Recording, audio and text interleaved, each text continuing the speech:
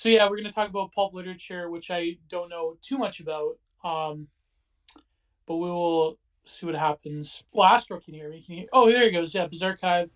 So you are the co-host, right, Bizarchive? Yes, sir. All Can you right. hear me now?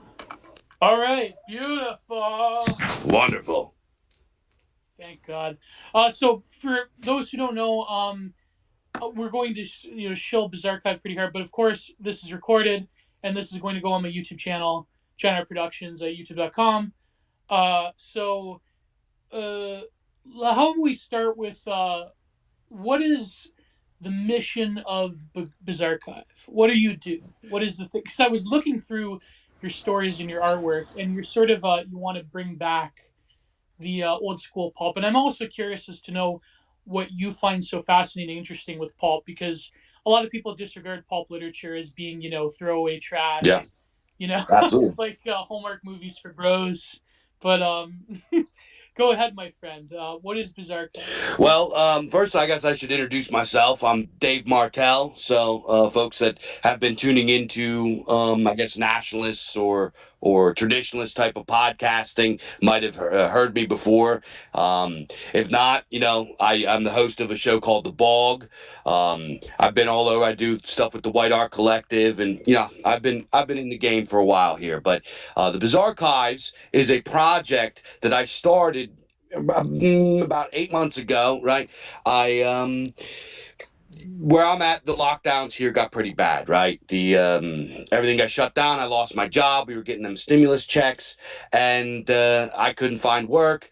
And to make myself feel better, I grabbed a couple $100 from my leftover from my stimulus checks, and I was like, you know what? I'm going to start a project with this. So I started a pulp fiction, more specifically weird fiction project, and I called it the Bizarchives, which is a combination of the words bizarre and archives, if you haven't figured that out. But and I put up a banner and I said, hey, anybody wants to write cool, weird, short stories, submit them into me, and we'll try to get this project going, see how it looks. I got a ton of really, really cool, imaginative, out there stories in all these different genres of pulp fiction or pulp adjacent types of fiction. We can then go into what defines pulp fiction. But we put it together. I got my buddy Don Kent to do the art on there. It looked fantastic. I put it up, and I was like, let's see how this runs. Um, we had a goal on the amount of copies that we wanted to sell in our like first milestone, our first quarter or whatever, and we quadrupled that in our first month. And the thing is just taken, it's grown legs. We have quite a bit of readers now. Not a lot. We're not.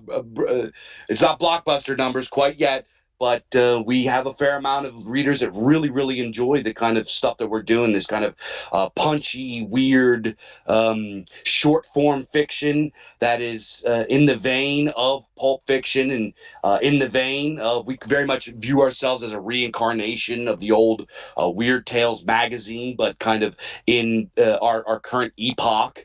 And that's how we got started. Now, me personally, my my fascination with pulp fiction and geo, you're right. There is this kind of I would say snobbery that started in like kind of like the bourgeois academic spheres of the early 20th century that looked down their noses at pulp fiction and regarded it as trash and smut or just stuff for lowbrow working class yokels. It was kind of it was they were pretty nasty to it, and they were nasty to the writers that wrote it. They were called dime authors, right? You lowly dime author. But the truth of the matter is that we when we go to school now, we're taught that the modern literature of that time period, your Steinbecks, your Hemingways, so on and so forth. Books like The Great Gatsby are regarded as the greatest. This is the greatest literature ever. These guys were the best. But if you look at sales numbers, it's not even. They're not even in the same ballpark.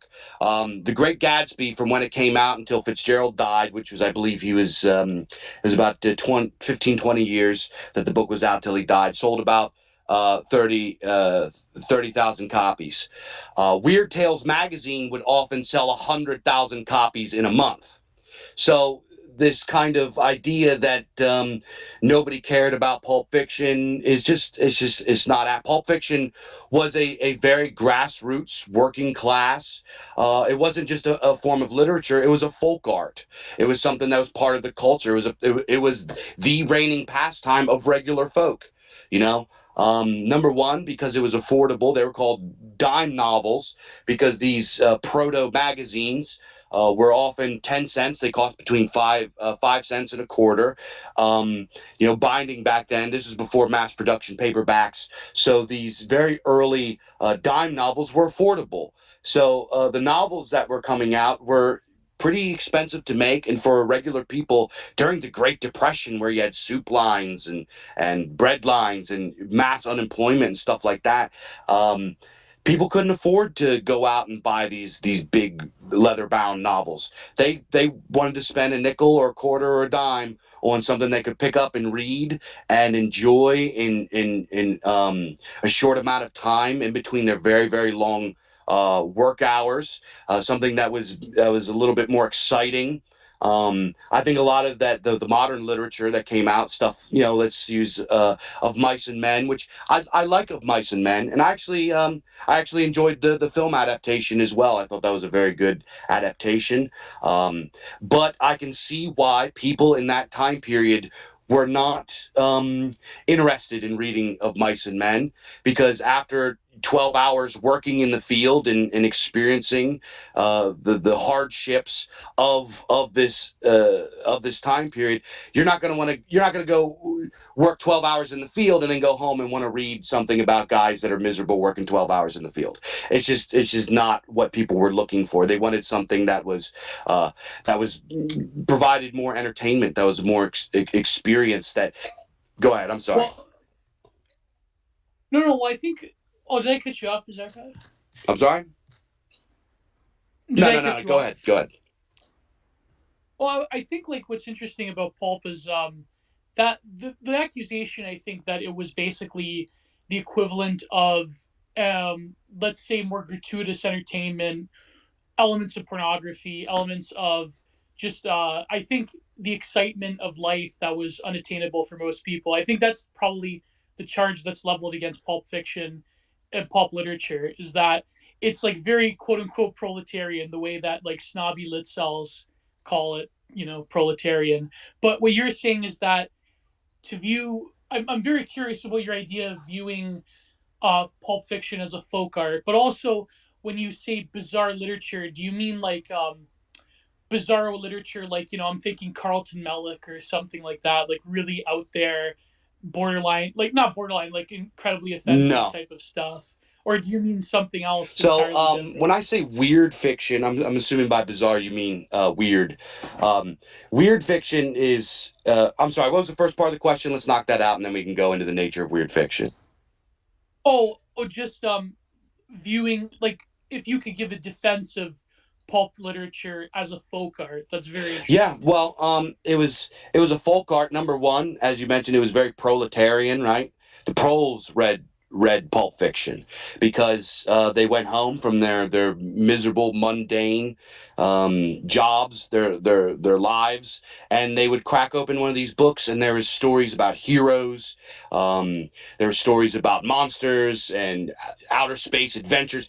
Pulp Fiction is effectively what defines Pulp Fiction as an umbrella term. Now, to be fair, pulp is a term that refers to the medium, right? Because of the type of paper that was printed on. It was printed on pulp paper, which was the wood pulp that was like a byproduct of the good paper that they would make. So take this leftover wood pulp. Yeah, yeah, it was the cheap stuff. I actually, my town here before, well, this is before my time, but my old man's time, actually made a fair bit of the paper in pulp, in pulp, Very because it cool. was at the very end, it was like the most acidic type of paper. It was basically like Yeah, newsprint. So exactly. We would yeah. what we have today that would be close to that. It would be newsprint. So the reason that I would say that it's a folk art is, number one, it was enjoyed by the folk, and number two, it provided a means of prosperity to the folk where they could not have it otherwise. A lot of these pulp authors had no opportunities elsewhere. That was the only means that they could have had of making money. So it was this kind of this cultural phenomenon that was among the proletariat, the working class, and it was, in my opinion, it was an extension of the old mythopoetic storytelling that we see in the ancient world. Um, we see when we talk about mythopoetics, we're talking about stories like Beowulf. We're talking about the poetic Edda.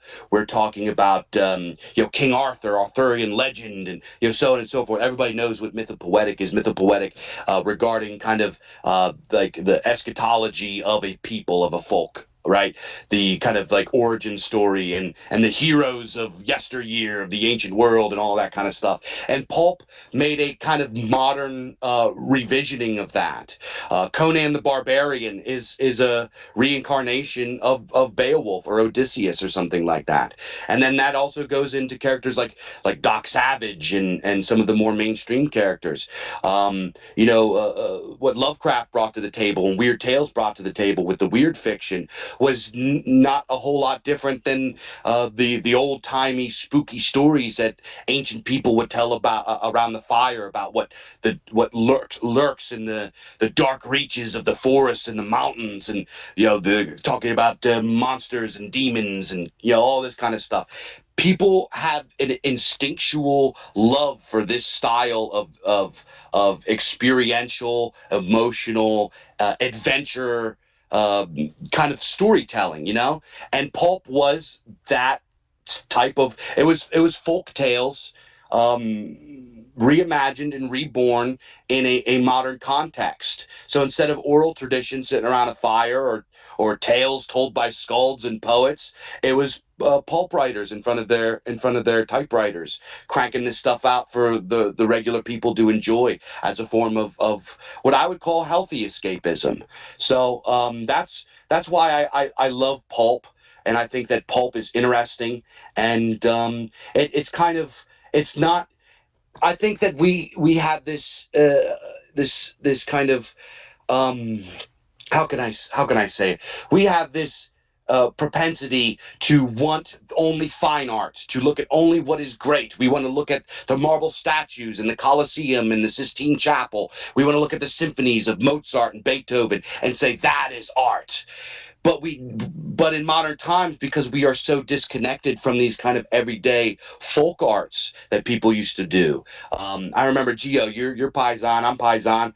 I remember back in the day, my grandma and grandpa, their entire generation, they all knew how to dance the tarantella. They all knew how to sing the folk songs. They all knew these folk Oh yeah. traditions. Italian weddings, the Italian weddings are lit. Everybody drinks wine. Everybody knows the words to all the songs. Everybody knows how to dance together. The food is a tradition. Everything is part of this great folk tradition. And we, as these kind of isolated, atomized people in hypermodernity, are completely detached from that. And not in all ways, but in a lot of ways. There's people that don't even know how to make known as meatballs. You know what I mean? And that's part of our identity that got ripped away. So when I look at pulp fiction, it kind of triggers that like folk tradition, folk art for the boys, for the people kind of art that I loved growing up.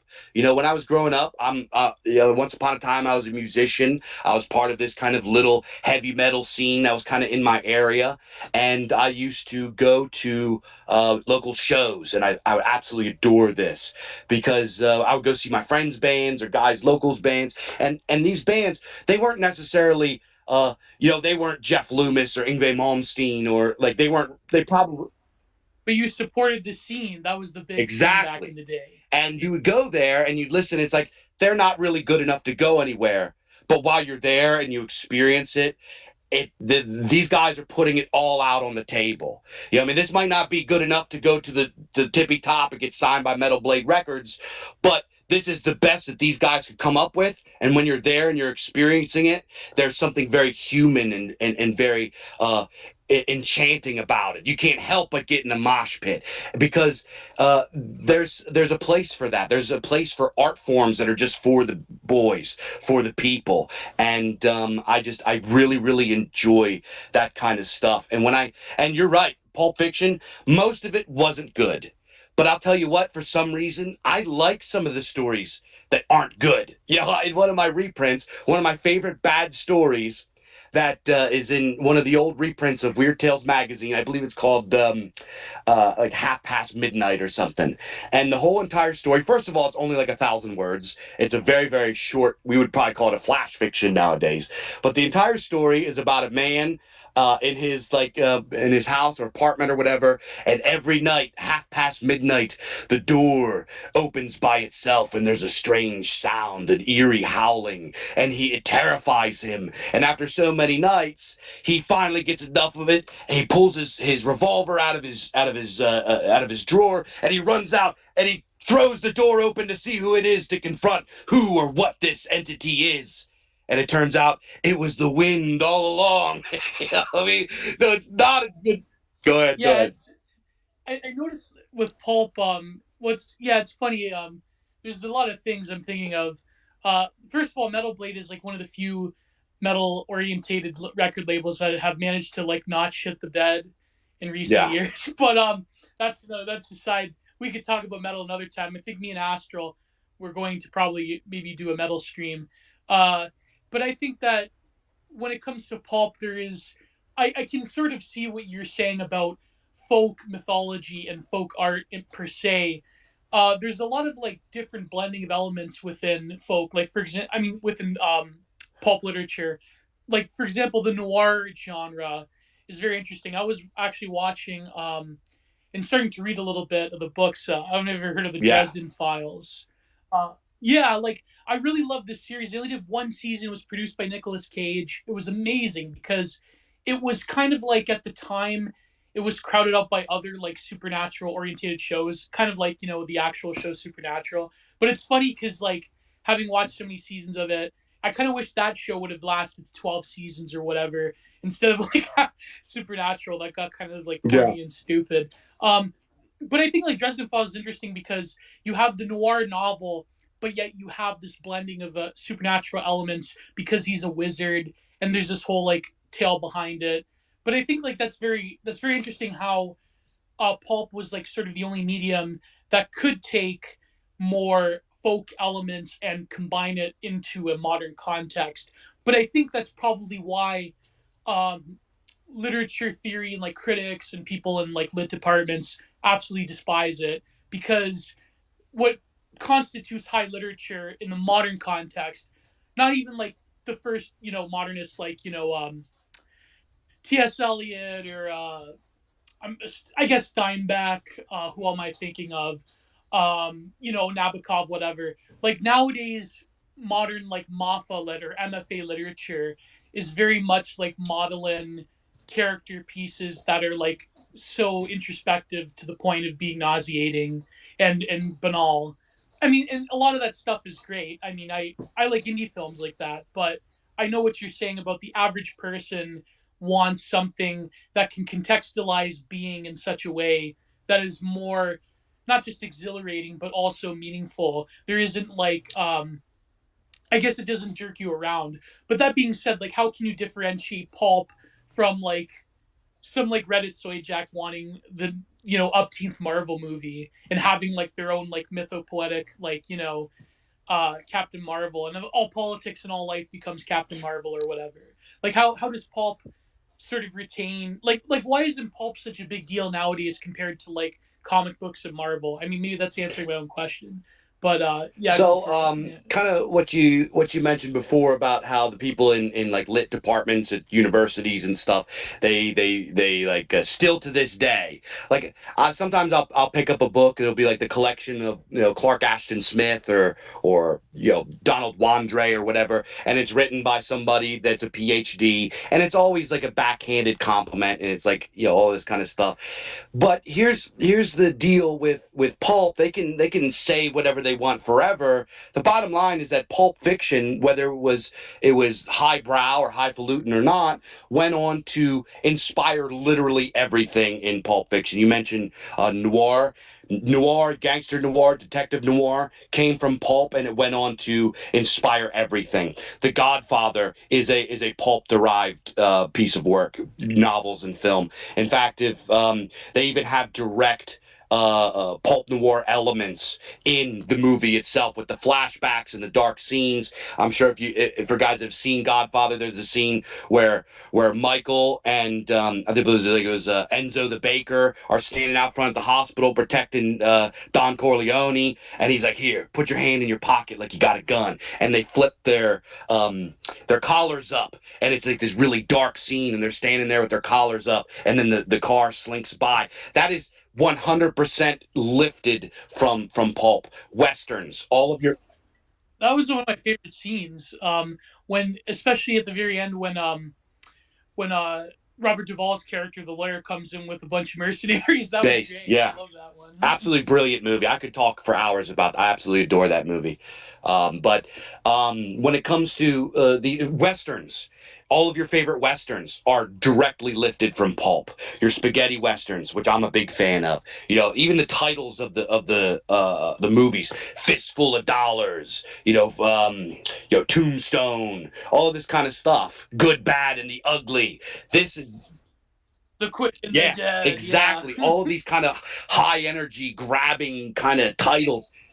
Today we kill, Yeah, tomorrow we die. exactly, I love that exactly. one. That Yeah. comes from pulp. That is the excitement that was brought over from pulp, and not just that, but the color palettes that were used for the scenes in these spaghetti westerns, the yellows and the browns and the oranges and the sunsets, and that was lifted directly from pulp. And then talking about Marvel and DC, Marvel and DC are literally plagiarisms of the original pulp heroes.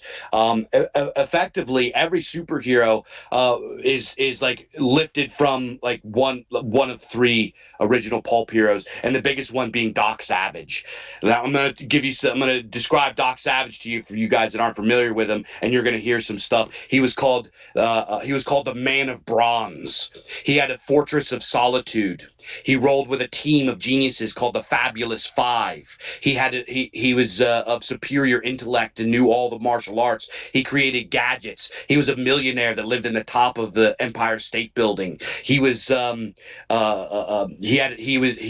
took a super soldier serum. Pretty much like every element of superheroes that we see Yeah, every is trope is there. Every was trope, invented pretty by much. pulp. Everything we see, those awesome '80s slasher films, taken directly from pulp.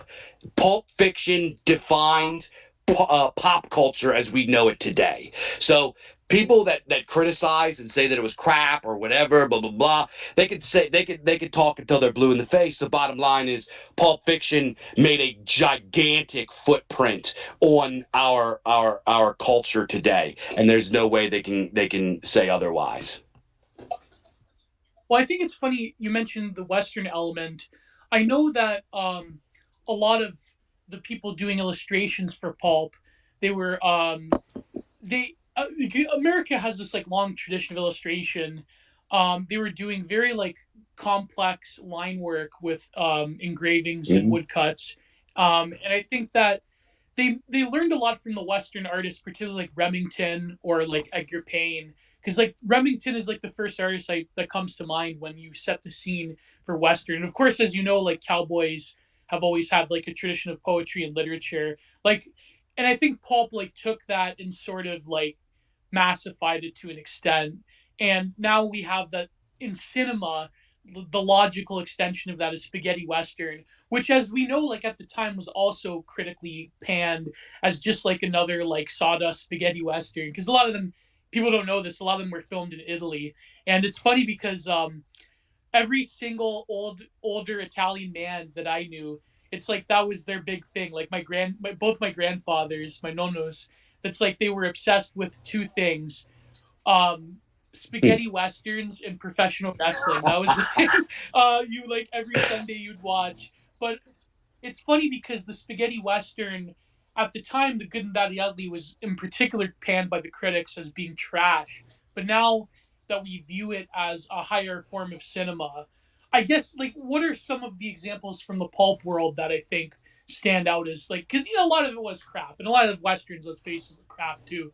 But what what series or authors stood out from the pulp work? Because if I recall, a lot of the famous sci-fi and horrorists were basically like pulp literature. Like like Philip K. Dick was technically a Hmm. pulp author. He had short stories that kept getting rejected from magazines and so forth, and they would pay you like so many cents a word. Exactly. So So yeah. when we talk about the big pulp authors, this is actually a pretty big debate because there's folks that think these guys over here are the best, the best. It's really tough to build up a pulp Rushmore, or a pulp Mount Rushmore, because it really comes down to which genre you think is the best. Now, me personally, this is just my opinion. The greatest pulp authors of all time would probably be Robert E. Howard. Must be in that conversation. Robert E. Howard. If Robert E. Howard is not in that conversation, it's not a good conversation. Um, Oh yeah, yeah. Robert E. Robert Howard. E. Yeah, Howard. yeah. What works in particular come to mind for I'm you? sorry. Oh, what works of Howard come to mind specifically? You would say as like the archetypal Obviously, his examples. Conan stuff. You know, everything. Oh yeah, yeah, yeah, yeah. Well, see, there you go. Like Frazetta has like such a huge impact in the art world, even like professional people, just by his knowledge of fine arts and anatomy. Like, there's a lot of like people that do it very like kind of get it, but not totally like Boris Vallejo. But like you can't like as soon as you see a Frazetta, Yeah, you know it right absolutely. away. Like I remember as a kid, just as I want to let you continue, but like as an aside, when I was a kid, my old man still had his record collection out, and I just like remember seeing that album cover for Molly Hmm. Hatchet and like listening to it over and over again. And it's like that album cover like really that one and the one from Blue Oyster Cult, but that was a different artist. But that Frazetta one that he did for Molly Hatchet, that was like, you know, like that it's still I can still remember being like, 6 years old and Oh listening yeah. to that. But No, yeah, go ahead. I Yeah, love Conan. Frazetta. Frazetta Yeah. is like my favorite artist of all time. And if if I said that, probably when in Frazetta's time, when he was kind of still alive and at the height of his work, people would probably look at me kind of funny, like he's your favorite artist of all time. But now, after he's had some years to kind of make his rounds and for everybody actually see his greatness, Frazetta is he was just such a tremendous. And, you said Boris. Dude, I love Boris Vallejo too. Boris Vallejo was great. And then you have there's guys like Clyde Caldwell, and there was so many great artists that were in that time period of the late '70s into the early '90s that did this kind of fantasy, sword and sorcery, science fiction art that they can compete with any of the greatest artists in history, in my opinion. So this idea that pulp or pulp adjacent art forms are just innately inferior. It just really just boils down to because a bunch of limp wrists in some institution somewhere just decided to popularize saying that.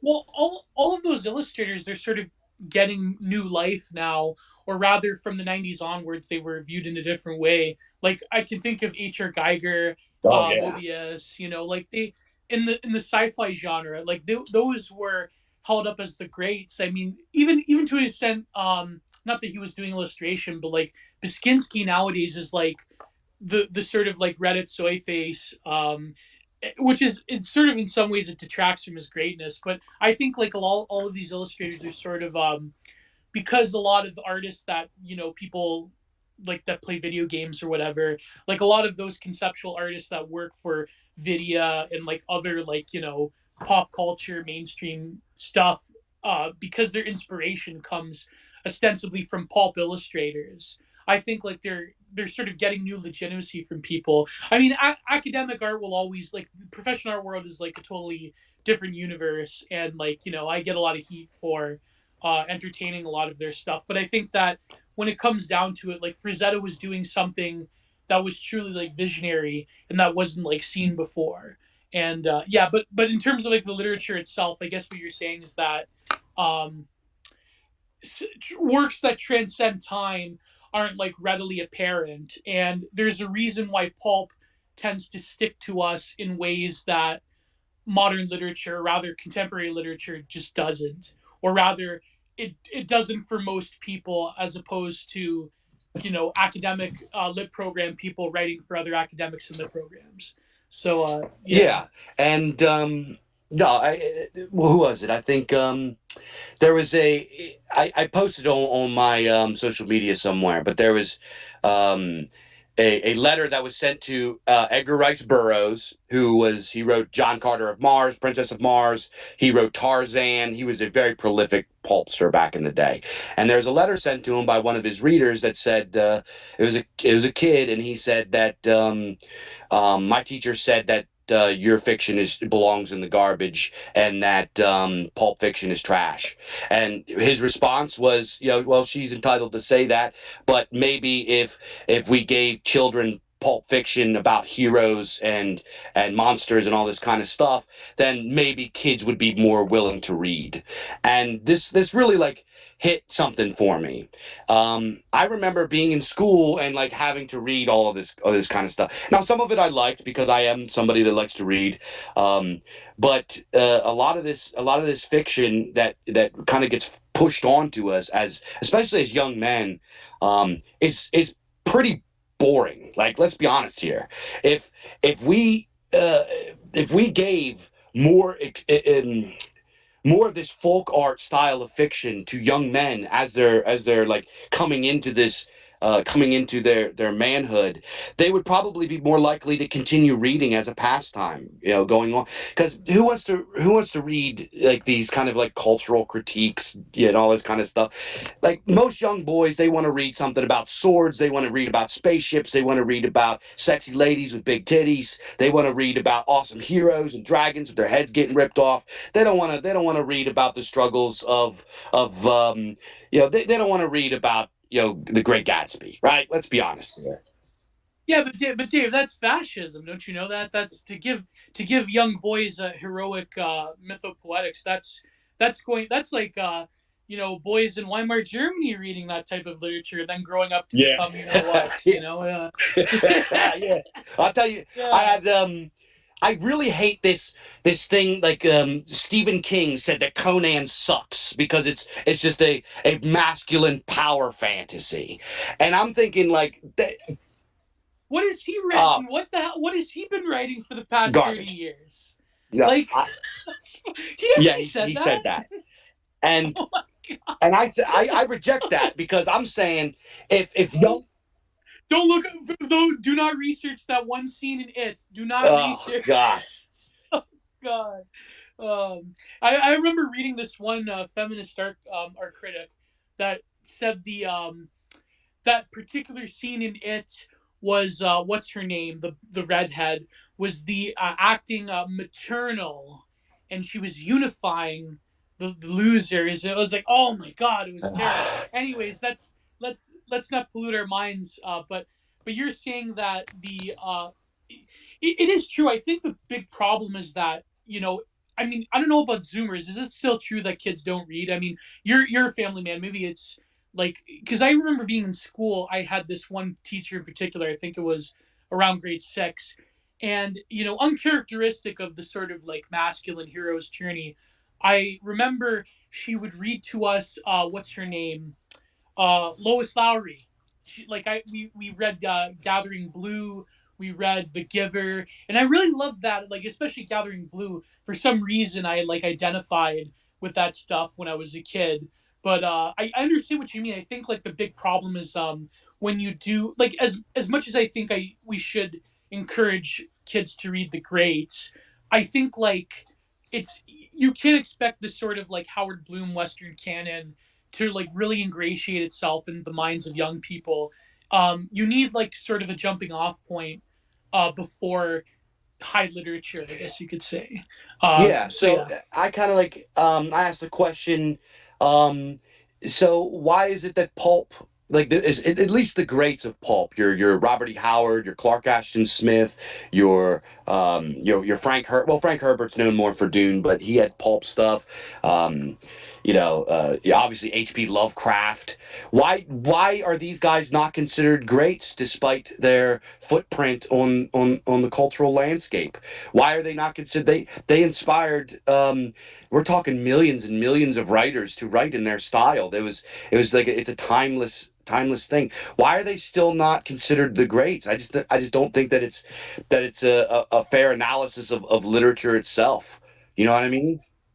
I think because it's sort of complicated nowadays because unfortunately a lot of cultural products that were inspired by pulp is sort of like very, I guess you could say, Yeah. bugmanish. Like you have like, even to an extent you'll have like the popization of someone like J.R.R. Tolkien or whatever. I think like the reason academia in particular criticizes pulp literature is because they view it as a form of not just like, yeah, I guess you could say they view it as a form of like proletarian kitsch. They view it as a way of disclosing like a very insular world to people that are buying it not for a sort of literary affect, but rather are sort of I shall say they're satiating a sort of like Oedipal, like very id driven drive in people. I think that's why academics thumb their nose at it because people like academics will look at works like Conan, or they'll look at work like not just Conan as like a power fantasy, but also like having like a deep like sort of Oedipalization of like the modern alienated man in Mhm. particular, using literature as a way to cope, if you will, like using it as a way of regaining a sort of myth making about the male subject that is like too like very like unadvantageous to what high literature has become now. Like, you know what I mean? I think that's probably why. Also, just the fact that they were perceived as being lower class and easily produced and not very well written. That's partially another reason. Like, I think it's very funny how Stephen King, not just because of his woke politics, but also because of the sort of subject matter that he's written about in terms of like the underbelly of like Christian America. I think that's why he's sort of been treated with kid gloves in academia in lit departments as opposed to other pulp writers who didn't have his same like, the religious crazy Bible thumper lady is the root of all evil, or like, this like, pissani American town is this harbor of evil and incest and abuse and so forth. I think like that's why he's been given more of a kinder receivership within academia rather than like Robert E. Howard, or even like Fleming or whoever. Like I think like pulp literature, they perceived it as having such a short shelf life, but it's inspired so many different things that um it's kind of like the position of outsider art, or like art brut in a way, where even though it's by the people for the people, that sort of like working class ethos towards literature um has been like greatly discouraged at least since the 70s. Like I mean, you had like Hemingway, who like he was like the working class, tough burly man writing literature, but now that stuff has been so thoroughly discouraged. Like even like the modern writers like Gene Wolfe, or like new journalism, like who am I thinking of? Um, the one that Gore Vidal argued with, what's his name? Uh, he had the same. They called him like the new Hemingway. Oh, whom I can't believe I forget his name. He's still based in Red Pill too. Help me out here, I'm not Bizarchives. sure who you're What's his talking about. name? The he was like like Tom Wolfe. Oh God. Like new journalism basically, where it's like they're combining literature and journalism, like that stuff from the 70s, like that I think is sort of like come and gone because nowadays MFA literature is like different. It doesn't have those same impulses. So I think like to sum up, I think the reason they hate pulp literature is because they do view it as like either a masculine power fantasy or something that's like, yeah, Norman Mailer. There you go. Thank you, TS. That's a Norman Mailer. Yeah, like Norman Mailer being like deeply problematic, quote unquote. Um, I think like they sort of yeah, pulp literature has very like kitschy and folky elements to it. Like even the horror genre. Like I know that the reason people are sort of like dissing not Zero, oh, Zero HP Lovecraft. The people are dissing Lovecraft nowadays is because they sort of because they're viewing things through like contemporary woke politics.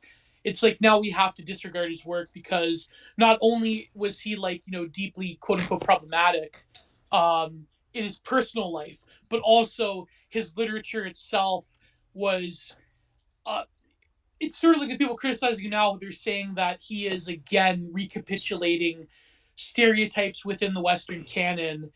Whereas, like the older criticism of H.P. Lovecraft was that he was a nihilist, right? Like he was basically consigning humanity to forces beyond its reach. But nowadays, the new criticism, not new criticism, but like the newer forms of criticism landed against H.P. Lovecraft is that he is again like another bugaboo of the Western canon that like refuses to die, and that like his tales are too on the nose for like the modern like bugocracy to like have children reading.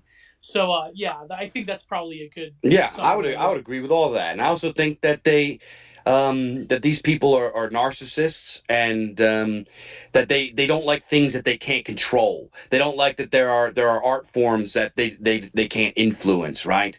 And they don't like this idea that young men can read this kind of literature and get inspired by it and become unruly, right?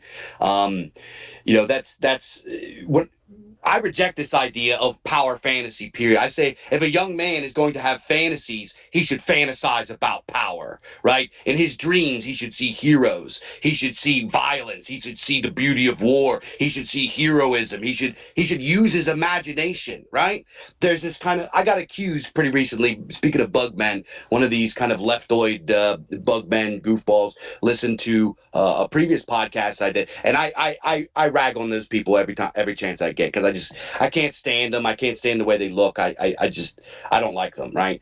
So part of it is a chip on my shoulder because I am a working class guy, but also they're just douchebags, right? So this guy sends me this thing saying that. The Bizarchives, the editor in chief of the Bizarchives, is anti-intellectual and all this. I'm not at all anti-intellectual. I absolutely, I adore things that are intellectual. But this guy is anti-imagination, and that's kind of this criticism that I have of a lot of modern and postmodern kind of literature is this industrial sterilization of storytelling.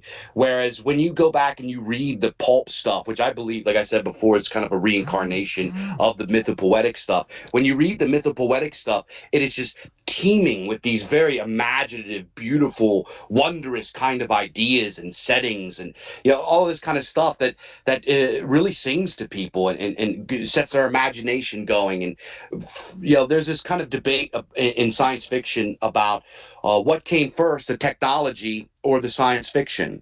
Did the science fiction inspire these scientists to create this kind of stuff, which actually we know many of them have admitted to doing so, right? Jack Parsons was reading pulp science fiction. Many of the creators of Microsoft read Neuromancer and Snow Crash, William Gibson, and all that kind of stuff. We know that that's the case. So it's like I think that these people they have this inherent. Maybe they don't consciously know this, but I think that they have this understanding that if there is this reconnection to the mythopoetic current that goes back to the ancient world where there were like strong reverence for masculine archetypes, that if there's a connection back into that, even if it's just through pulp fiction, sword and sorcery tales and everything like that, then it kind of will overthrow this illusory mechanical worldview that they've pushed on everybody. You know what I'm saying? Well, yeah, I think another to play devil's advocate, I think that a criticism that lands against pulp fiction, or rather masculine orientated fiction in general, is that it's sort of again like with modern, like the sort of criticism of modern academia being that it's an Oedipalization, they say that like the subjectivity of women are like almost vanished to the point of like being non-existent. Like Conan in particular is like it's very much the ancient order of things where um you know it was like they were more like a war prize rather than anything. But I wonder if like there are examples within Pulp Fiction that complicate this. It's I mean, but then again, like any sort of mass popular literature or art forms always inevitably comes up to that criticism that it's sort of like a product of the quote unquote male gaze or whatever. Like, I mean, but then what you're saying is that maybe literature should be unapologetically masculine, and the fact that it isn't means that other cultural products can sort of subvert their way into the popular consciousness. I think that's, and oh, by the way, for the audience, I mean, maybe depending on how much time you have, Bizarchives, we could like field questions. I know some people are requesting, but yeah, go on. Like, what would you say to people that criticize pulp literature as being like the product of like a purely caricatured and stereotypical masculinity that doesn't have much room for the experiences of like feeling or sentiment or like women in I mean, general? with I would say, well, here's the thing with Pulp Fiction. I would say people that want to check out Pulp Fiction, and kind of my whole goal here. I'm not even really interested in like taking down the academies or anything like that. I just really adore this old folk art of Pulp Fiction, and a lot of people don't even realize how influential it was and how fun it is. There's kind of this problem where people view reading as a chore. They view fiction and literature as this as a chore. It's for that's just for intellectual people. I'm just a Joe Schmo or whatever. And Pulp Fiction is is literature that is fun for the sake of being fun. It is, I believe it is art in its purest form. And I know, Gio, you're a big brain when it comes to the art philosophy, and you'll probably be able to put better language to this. I'm not really a big philosophy guy, like listening to it and learning about it, but that's not really my lane. Um, I believe that good art is something that forces you to feel something, right? Speaking of metal shows, I used to run into this old head dude. His name was Paul at these metal shows. He used to go to every single one of them. He was an old head guy. We're talking, he might, if you told me he was 70 something years old, I'd believe you. He walked with a cane. He was a big, tall, heavy set guy, walked with a cane, um, had his vest on. He always wore this old denim vest that was all tattered and held together with safety pins, and it was completely covered with patches. This guy, he had patches from every genre you could imagine. There's black metal and doom metal and death metal and thrash and power metal, everything you could imagine. The whole thing was completely covered in patches, and he had this vest since like 1973 or something like that. He and I, this guy, you talked to him, he said that he heard Black Sabbath and Deep Purple for the first time back in the 70s, and he was obsessed with it, and he couldn't get enough metal. Even as an old man, he would come, and I'd be like, okay, well, I asked him one time, and I said, Paul, what do you think is, because you like all of this different kind of stuff, what is like good to you? What makes good metal? Because we had this big conversation. Because at the time, I was really into like technical kind of stuff, and I equated good quality with skill, right? Blast beats. Yeah, every Yeah, metalhead has that phase. exactly. Yeah, I was listening yeah. to Dying Fetus and Origin and Nile and like all these kind, which I still like those bands. But Oh yeah, he said, oh yeah. Spawn of oh yeah, Possession, the the Faceless. Faceless, Oh yeah, yeah. that first album, Akeldama by the Faceless, was Yeah, Akildama, yeah. Oh man, like that made like MySpace metal, like that. The first job for a cowboy album, like I just remember that stuff, man. I saw them twice, and Michael Keane actually remembered me because there was this festival that used to take place near my town, where it was like all the bars around this city, and they played with a bunch of the other like Sumerian acts that came down. This was like in Mhm. 2013, and I remember like the first thing I talked about, like I saw him at the booth, I'm like, oh my god, I'm a big fan. By the way, I'm also a huge fan of David Icke. And he's like, what? I go, because he wrote the album Planetary Duality based off the David Icke book, Children of the That's so Matrix. awesome. And he's like, he viewed me as like this fat weirdo, and I'm like, what's this fat weirdo doing? Talking about David Icke. I'm I like, love that. man. That's great. Uh, That's awesome. Yeah, dude. It's uh, so this oh yeah, back to what I was saying. This guy Paul, I asked him. I was like, over all these, if we start talking our favorite albums and bands, we're going to be here all day talking about this. So, this old fella Paul, I asked him. I was like, what is good metal? Like, what makes good to you? And if it. He's like, if I'm listening to a band, and he said, I have to go see the band. His whole thing was going to see bands, and a lot of times he would bring his son and his grandson, so it's like three generations of like metalheads from this guy. It's so cool, so whoa. cool. Huh. But anyway, we're there, and I was like, what makes good metal? And he says, I don't know. He's like, if I'm listening to it and it pulls my soul out of my body and it forces me to headbang, then I know that is good metal. And that was like at the time I was like, that's not an answer. Like that's just I know it when I see it kind of answer. But now that I'm kind of getting older, I'm 34.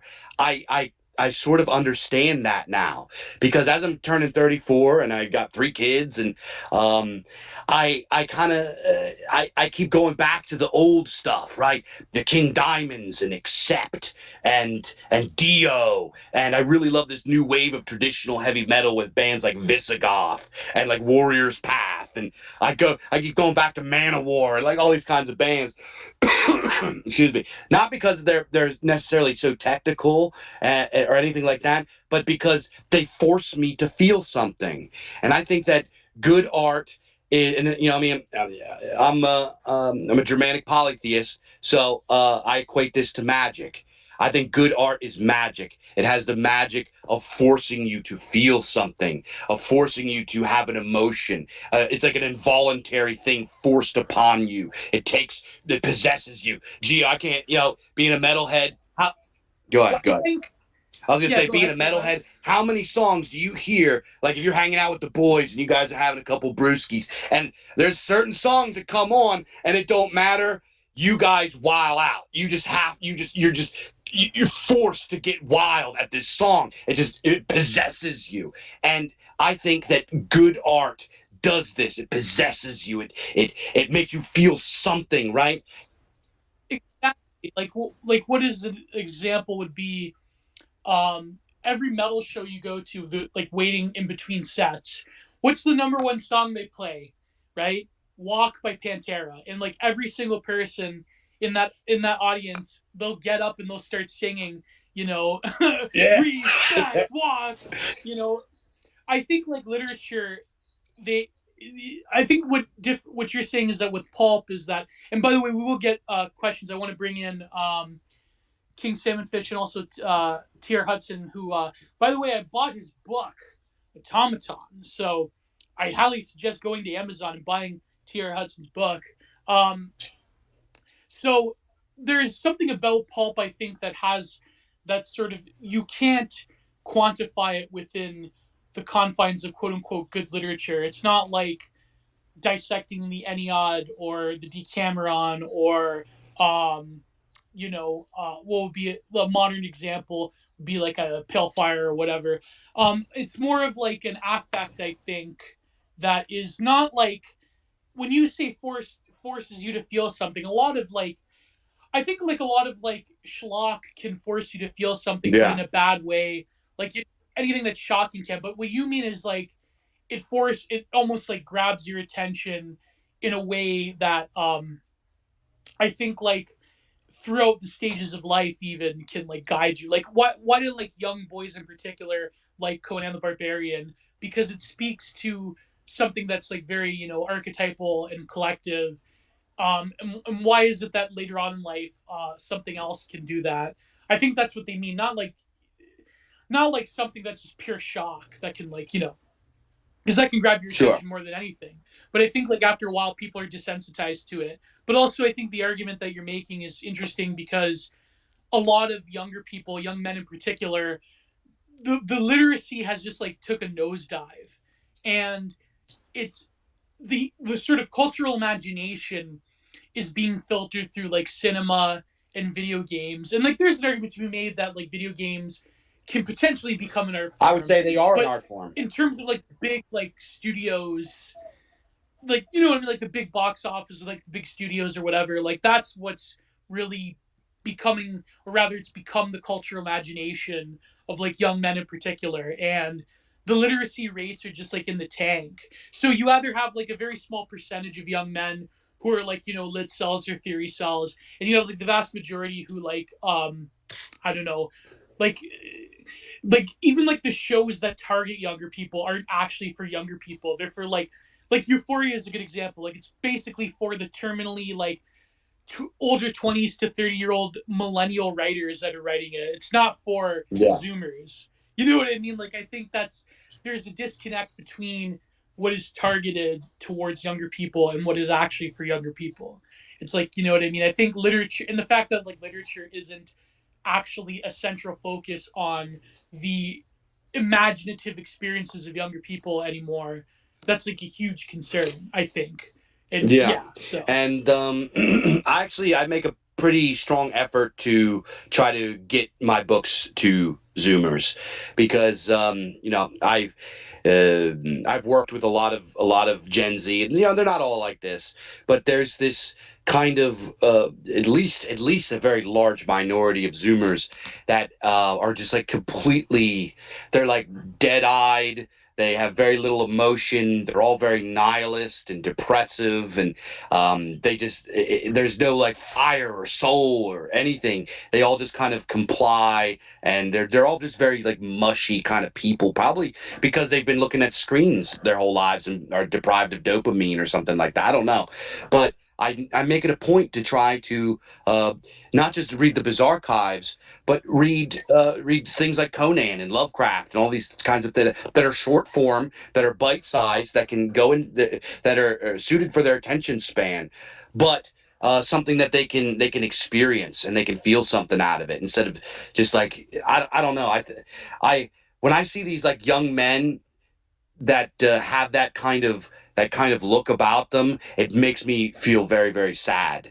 Because when I look back at the age that I was when they were like teens and stuff like that, me and my buddies were wild. We were full of fire and piss and vinegar. We were up to no good all the time. We were out just being wild young men, get into fights, trying to pick up girls, you know, just hanging out in my basement, drinking cheap beer, listening to Slayer, punching each other in the head, wrestling, just like being young men, right? And I think that a lot of young men from this current generation, they don't experience the very primal, wholesome part of being a young man, which is just going out and just doing some bad kid shit and just going being wild and having fun and experiencing the human experience itself as a young man. And it just makes me very sad that they're kind of pushed through this meat grinder of the technosphere and come out the other end like this. So I make a concerted effort to try to. This is why we do short form fiction, because I want young people who have these attention spans molded by the technosphere to I want it to be more accessible to them, so they can see that reading fiction and all these kinds of stories that are based and awesome and creepy or spooky or uncanny or just whatever they are, because we are all over the place with our genres. You pick up a copy of the Bizarchives, in an hour you'll read a fantasy story, you'll read a cosmic horror story, you'll read a cyberpunk story. We just go through all, just anything that I think is imaginative and interesting, I put it in. So that's kind of my deal. I want to make reading cool again, not just for just like Zoomers, but for working class people, regular guys. I get a lot of emails from these kind of guys, like yeah, short stories, they're sort of becoming more popular now, especially in like dissident spaces, because like I think like you have to just like give people a slow drip rather than than like blasting them in the face with like a full work. I think like there's a lot of authors like well actually like let's bring in some yeah, people yeah. that have Let's been let's do waiting a it. long time. Yeah. Oh, by the way, you're only I'm 32 and you have 34 and three I have three kids. kids. 34. Oh, that's Working on Rock on, number my 4. friend. What Slayer album came? So you were around for like Discipline, right? Like God Hates Us All is Yeah, probably came out when in I your was in high time, school. right? Yeah. Or yeah, there you go. Oh man, Yup. bro. A lot of people didn't like that album. They thought it was like the quote unquote new metal album, but I love that one. I love Diablo Musica, like the ones that people don't like. Like the last two Slayer albums, I'm not like that big of a fan of, but yeah, like those the sort of like like the early 2000s Slayer is like I really like. I don't know why And you people know what? I diss it thought so the much, album but like after God Hates Us All, I forget what it was called, but it had like that. It was called like Flesh Storm something. I can't remember what it was called, but that would have had some good songs on it. I'm not like yeah. I was another album that came out that was pretty big. I don't know if you ever got into the band Creator, but they had an album Oh yeah. Enemy of God that was like a complete departure from their old stuff, and it was like it very Gothenburg kind of had a lot of like Swedish kind of elements to it at the time. Yeah, it had like the mellow death kind of like well, like I mean, Chainer Machine's like one of my favorite mellow death albums. Uh, yeah, like Peter Witcher's stuff, the stuff he did after. Yeah, like that Yeah, stuff's At the great. Gates, Um, Soil Work. yeah, the Yeah. Gates. Yeah, But yeah. I actually adored that album. It has so many catchy, good ass songs on it. You know what I mean? It's like a greatest hits. It's such a good album, and I get a lot of hate for that. When I was yeah, when I was a youngin, like to this day, I'm still like such even though it's like cringe or whatever, like so I'm such a big proponent of new metal. Like like a lot of like I wanted to actually do a podcast with Adam Lair. I might do it about the Woodstock documentary, Woodstock 99, how they did this like total hit piece on it. Which I mean, we'll be here for an hours, but let me bring in some people who are have been waiting. So Rawl, you're up, and individualist, and then I'll get other people, but so maybe Rawl, you want to go first, my friend? Yeah. All right. For one. And keep in mind it's going to go on YouTube, so like no Fed posting for whoever. Yeah, you know the All right. drill. Now, yeah, I heard the Bizarchives guy talking about the short form. Now, what I'd like to say is that is that I forget exactly when, but there seemed to be a shift toward the novel, maybe around the time where the pulps died after World War II. There seems to be a shift toward the novel as the main way of consuming written prose fiction. The Yeah, short story just kind of died out because it's like when the pulp magazines died out, and then as long as I could remember, short stories were generally just not seen as viable as hmm long as I could remember. And where I did see short stories, it was in, those collections of stories you would read at school. It wasn't done as it wasn't done as something you would do for entertainment. If anything was written for entertainment that you read, it would be usually a full novel. And which also brings me to the next idea that okay, specifically talking about the genre we call fantasy or mythic fiction, as J.D. Cohen likes to talk about. Now, yeah, now, okay, yeah, now the fantasy genre. You see, okay, you always think in terms of these massive doorstopper trilogies, but if you look back at the pulps and especially Robert E. Howard stuff, you see that for a long time it was short fiction. It wasn't Lord of the Rings style epic quests, yeah, but more like shorter adventures, usually focusing on a single character, point of view character going on, different adventures and the like. And they would usually be kind of self-contained. And this brings me to my last point. What you find about characters such as Conan Now, this is a good pulp example, but a more contemporary example would be a character like Goku from Dragon Ball Z or James Bond, who was a literary character who was more famous as a film character. Now, what they have is something called a flat arc. That is, they are, instead of going through the hero's journey as Luke Skywalker does, for example, flat arc characters already know who they are.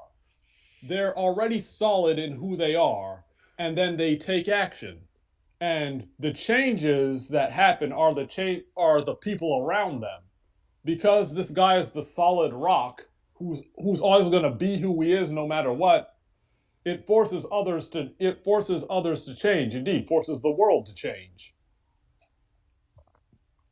That is not to say that flat art characters don't learn things. They do. They do learn new skills and such. But but in terms of personality, they're already self confident in who they are. Now you can see all this is connected here because the short story is perfect for the flat art character. It's perfect for the character who's already sure of who he is. And let's be honest, mostly it's going to be a he. Yeah, and that, so it's just that we have to think of the fantasy genre in a very different way if we're really going to change things in terms of, you know, reading and the literary sphere in general. I'm done there. I'm done here for now. All right. Those are great points. I love that. That's great. It's the flat arc. I think has been criticized nowadays because they think of like the Mary Sue archetype, the pixie girl. Like the atrocious character from Star Wars, the recent one. The what's her name, Ray. But the flat arc, like you're saying, has so much potential. But I think that the reason it's so criticized in literature departments is because the flat arc can like quote unquote lend itself to stereotypes and like therefore it's like ready made and like the character can't quote unquote learn things. But like you're saying, there's still an open possibility. But like, yeah, what do you think, Bizarchives? And we'll get another speaker in Well, here. yeah, those are all really great points and all really true. I think uh, But why did short stories also? Why did short stories fade in your well, opinion? Yeah. the first point he mentioned about the introduction of mass production paperbacks around the 1960s, we have to keep in mind that a lot of the style of reading or the style of writing and the format that stories are put out is not all the way at the mercy, but is definitely extremely confined by the technology that's available for printing. So as we got into mass production paperbacks, making these kind of small paperback books, if you go pick up these books from like the 70s and even into the 80s with the Ace paperbacks and stuff like that, they're these like small books. It was just cheaper to make to print out these novels than it was to make the old style of newsprint pulp magazines. And that's true today as well. It's so much cheaper and easier for an author to self-publish and sell books through something like Amazon or Ingram Spark, so on and so forth, Book Baby or whatever, than it is to create something that has all of this art or something that has color that is on a different type of paper. Because the cheapest type of paper that we have is the I forget what the gauge is and all that, but it's paper that we get from China. They just mass produce it and they send it over here. So a lot of it has to do with cost and has to do with available technology, and has to do with the economic circumstances as well. Um, as you're getting into the era of the mass production paperbacks, at the same time, this is the era of like the baby boom, right? This is when people had these nice union jobs. This is when gas was a quarter a gallon. This was when you could buy a family home for $25,000, right?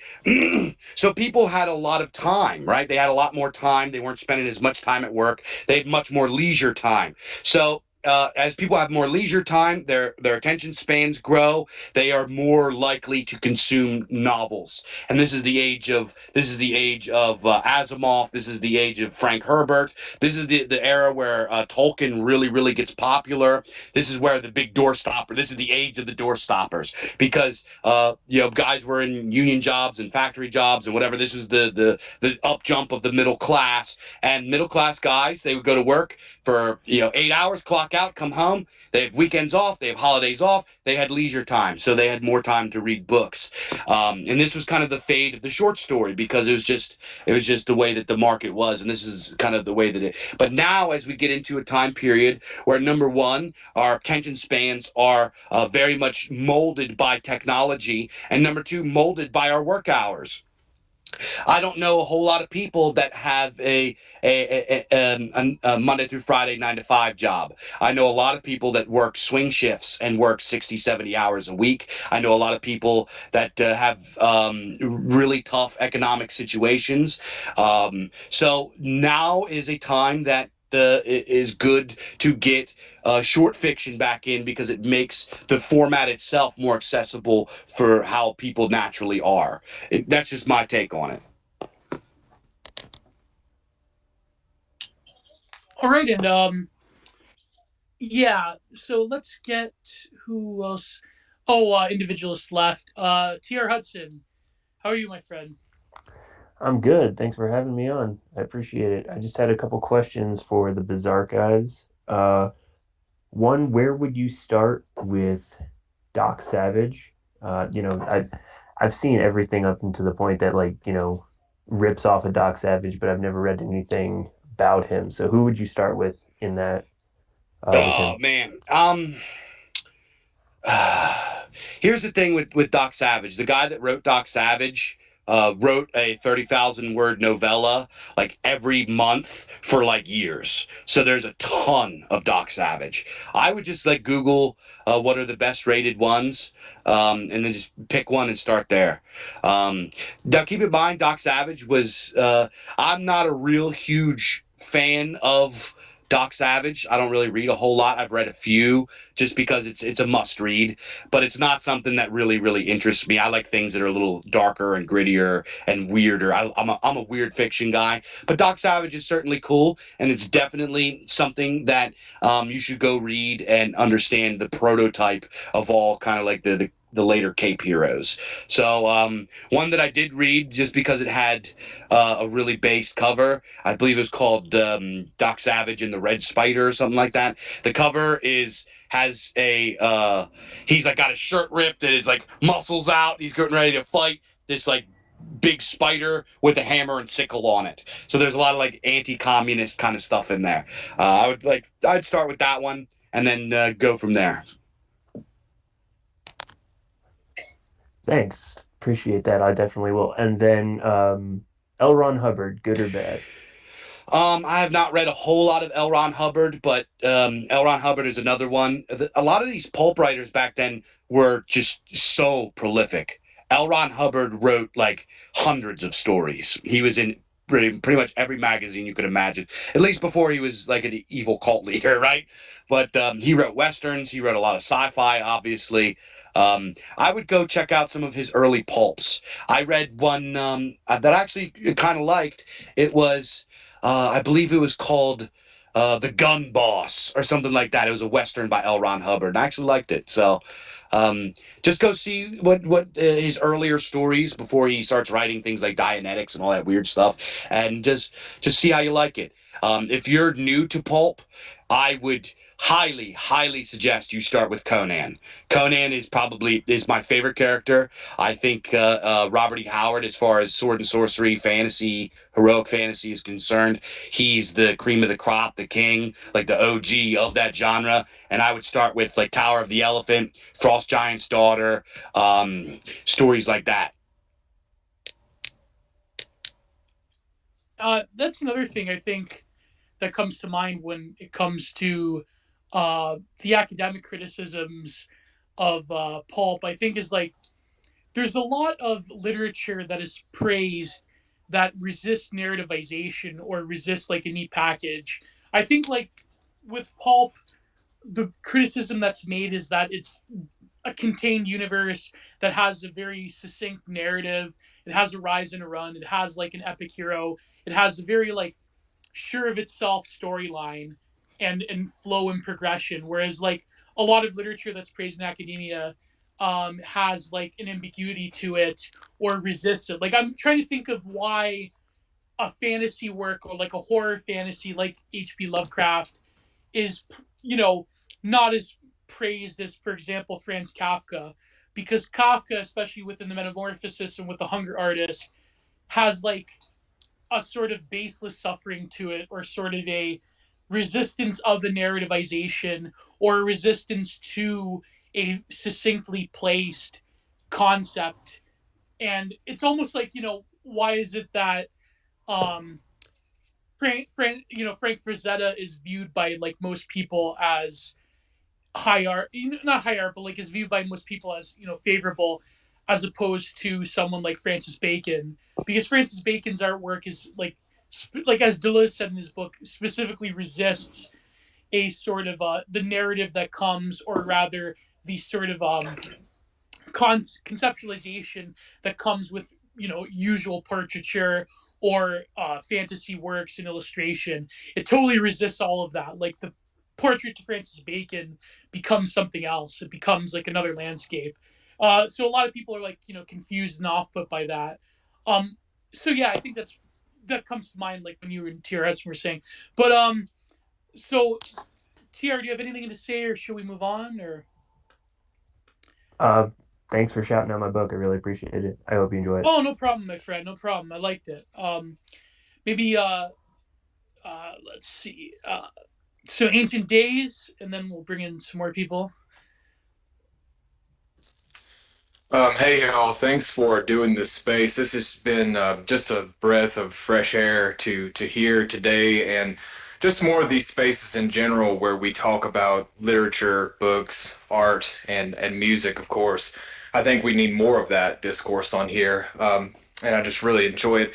I just want to make a comment about Conan, and Gio, you were actually touching on this a minute ago when you were talking about why the Academy resists stories like Conan. And one of the things, it's this is kind of a two-pronged comment. One of the reasons that I think that is because besides the obvious reasons, is that Conan stories like Conan cannot be so easily subverted or simplified. And so one thing that the sort of progressive mindset in school, in the academy, is that you have to rearrange a story. A story has to be broken down to its main sort of components, and those components have to be understood, they have to be simplified, and they have to be reorganized. And one thing that these sort of like leftist students and leftist scholars, I went to school with many of them, worked with several of them, is that a lot of them are famous for just not doing the reading. They just don't read. And especially if they do like Boston a politics, I could attest to that as well. yeah, they don't read, and you can see that clearly if you ever have a class, or you go to a conference or a panel, you work on a book with somebody. They don't read. And so something like Conan, which comes up a lot in my realm of just medievalism and things like that. A lot of people come in, familiar with Conan and Lord of the Rings, and they like it.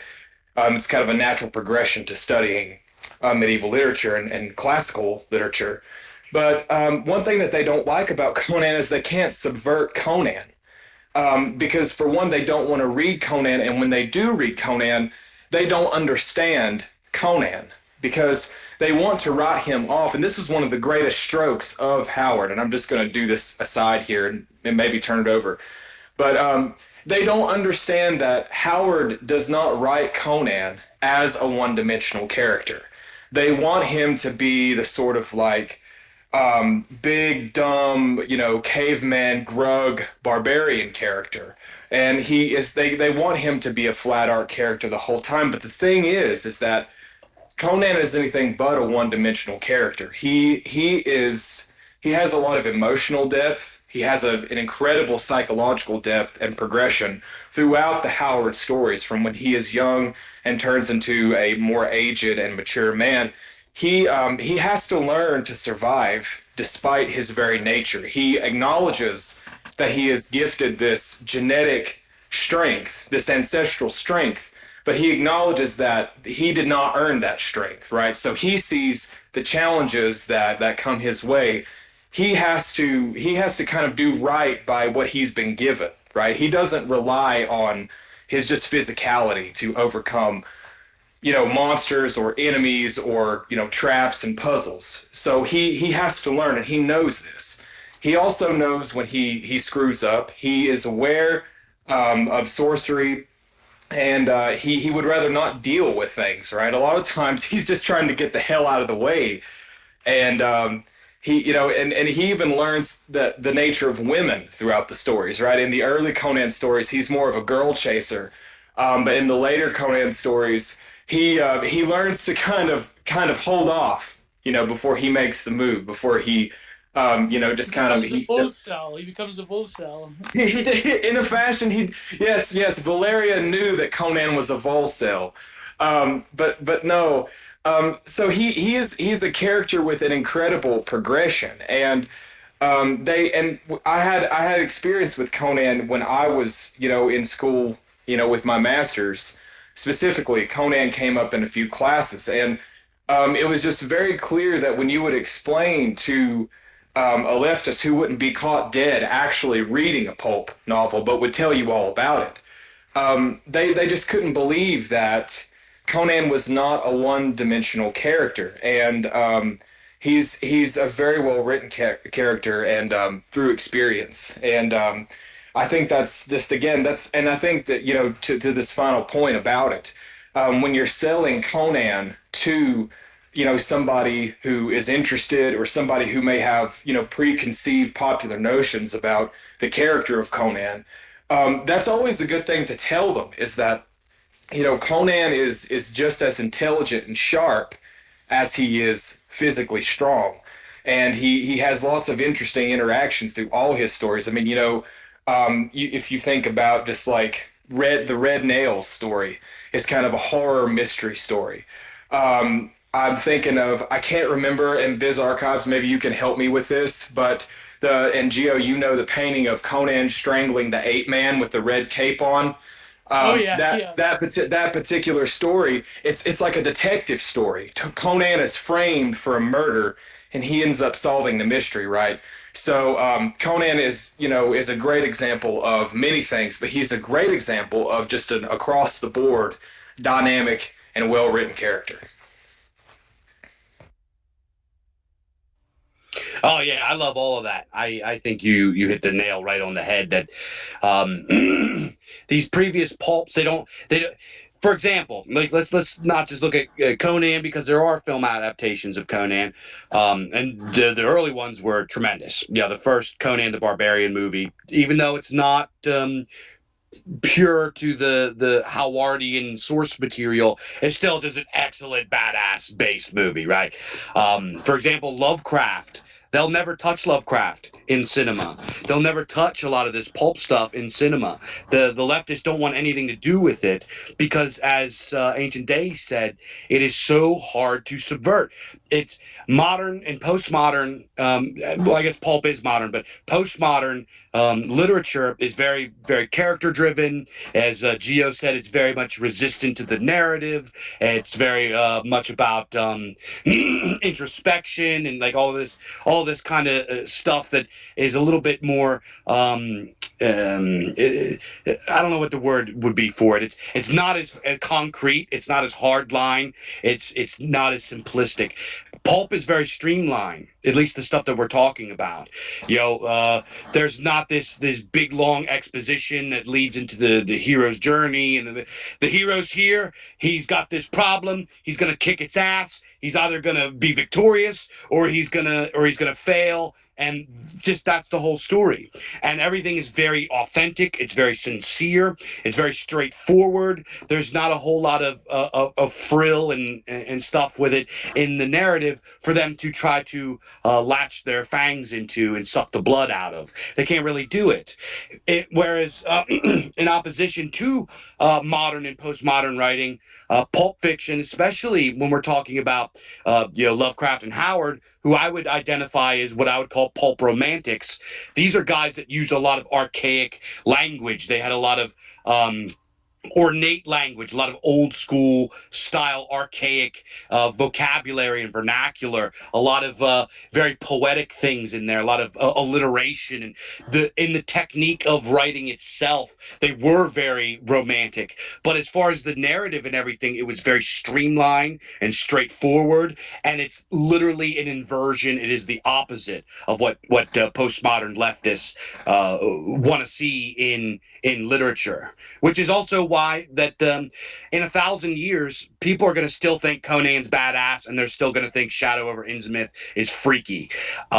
This kind of like I can't even name anything, but it's not the stuff that's coming out from these leftoids. It's not going to stand the test of time, right? There is a formula for foreverness in everything, and that is it ties into things that are instinctively human, innately human, that come from the folk consciousness, that are attached to the mythopoetic stream that goes back to our beginnings, and they don't have that. So they're going to fade away into nothingness, and the badass pulp is gonna continue being awesome forever because it has foreverness.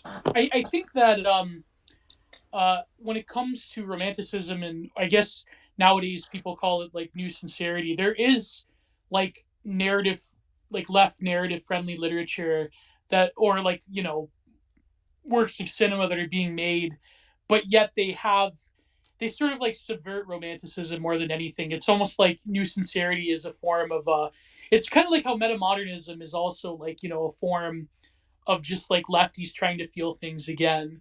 It's like very strange nowadays how they're allowing themselves a form of sincerity, but not in the way that these epic pulp heroes are, like, have a very plain sincerity to them that are very sort of friendly to young men in particular. Nowadays, their form of sincerity is like very much. Um, so let's get Astral, then Paul Fahrenheit, who has been waiting a long time. Then other people have requested. So Astral, you go first, and then Paul Fahrenheit, and then King Cinderfish as well. Hey, Gio, thanks so much for doing this. And Bizarchives, man, this is like the best content I've heard in a while. I wish I didn't have to dip out in the middle of it, but I thoughts, and I don't really have a question, but maybe you can riff on it. Two quick thoughts. The first thing is about the integrity and the longevity of Conan. How long Conan has stuck around, how he's only grown in popularity, and how he's going to withstand the test of time. This is like really near and dear to my heart, this type of conversation, because my first book that I ever read was The Lion, the Witch, and the Wardrobe. So I got my start with like fantasy novels, and my older cousin, who was like really into Iron Maiden and Metallica, this was the 80s. He rode a motorcycle, he wore a leather jacket, he had a dangly silver earring, and he had a shit ton of books in his room, and he had all the Robert E. Howard Conan books. And I just remember being a little kid, like 8 years old, and I just read The Lion, the Witch, and the Wardrobe, and my badass cousin was like, "Oh, that's kid stuff, man. You got to read this." And he gave me like 10 books, and like he gave me all the Conan books, plus like David Eddings books and Lord of the Rings. And I remember the second book I ever read in my life was that Conan book that Ancient Days just evoked, with the cover of him like jumping on like an ogre, and he's got the big red cape flying. I don't remember the name of that one, but it might not have even been a Robert E. Howard one. But either way, like that started like a lifelong obsession with fantasy for me. So it's really near and dear to my heart now. In terms of Conan's like staying power, I have a degree, in literature, and in writing, and unfortunately, quite a lot of the time, I would say half my coursework on literature was on like studying like woke narratives, like focusing on like literature that I'm not gonna. It's not necessarily so bad. Like we read Their Eyes Were Watching God, and we read Toni Morrison and stuff, and some of that stuff is really good. But by the end of my degree, it was like it had got to the point where every class I took for every semester, we'd read like 5 novels by a female author of color only. It takes the work by the end of it, which is not what I signed up for. And Conan, all right, Conan is like the Trump of literature. Trump is like the strong man who's gonna like barrel through like the cobwebs of all this bullshit that the swamp that all the politicians who aren't worth like couldn't go toe to toe with Trump for a second.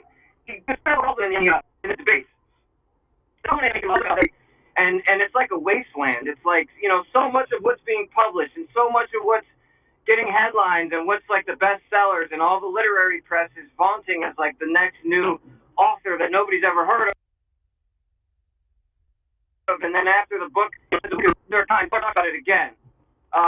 Conan is the figure we hold up to oppose that because he is just like he represents everything that they're opposed to, and he represents everything that they're trying to tear down. And I don't mean to get a little bit too I don't want to get too bombastic here, but he represents that part of us that they want to kill and that they want to snuff out so that they can have their way with us. And Conan is a great avatar. I think Dark MAGA, I wish Conan, the Twitter account was still here, because he just started this hashtag Dark MAGA, and it's like the best thing going on Twitter right now.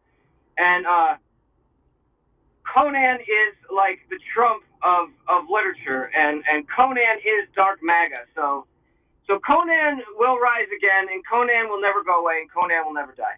So, and then the last thing I want to say real quick, Bizarchives, I think what you're doing is just phenomenal. I really admire your work. I'm really glad I became aware of you. You are yet another one of the amazing people I met because of my association with Gio. So I appreciate that very much, Gio. And no problem, my friend, no problem. Yeah, Gio. I dropped Gio's name to somebody who didn't want to come on my podcast, and as soon as he found out I was friends with Gio, he instantly agreed to come on. So I'll tell you who it is once it happens. I don't want to name drop. Gio Cells Rising. Gio Cells Rising. Exactly.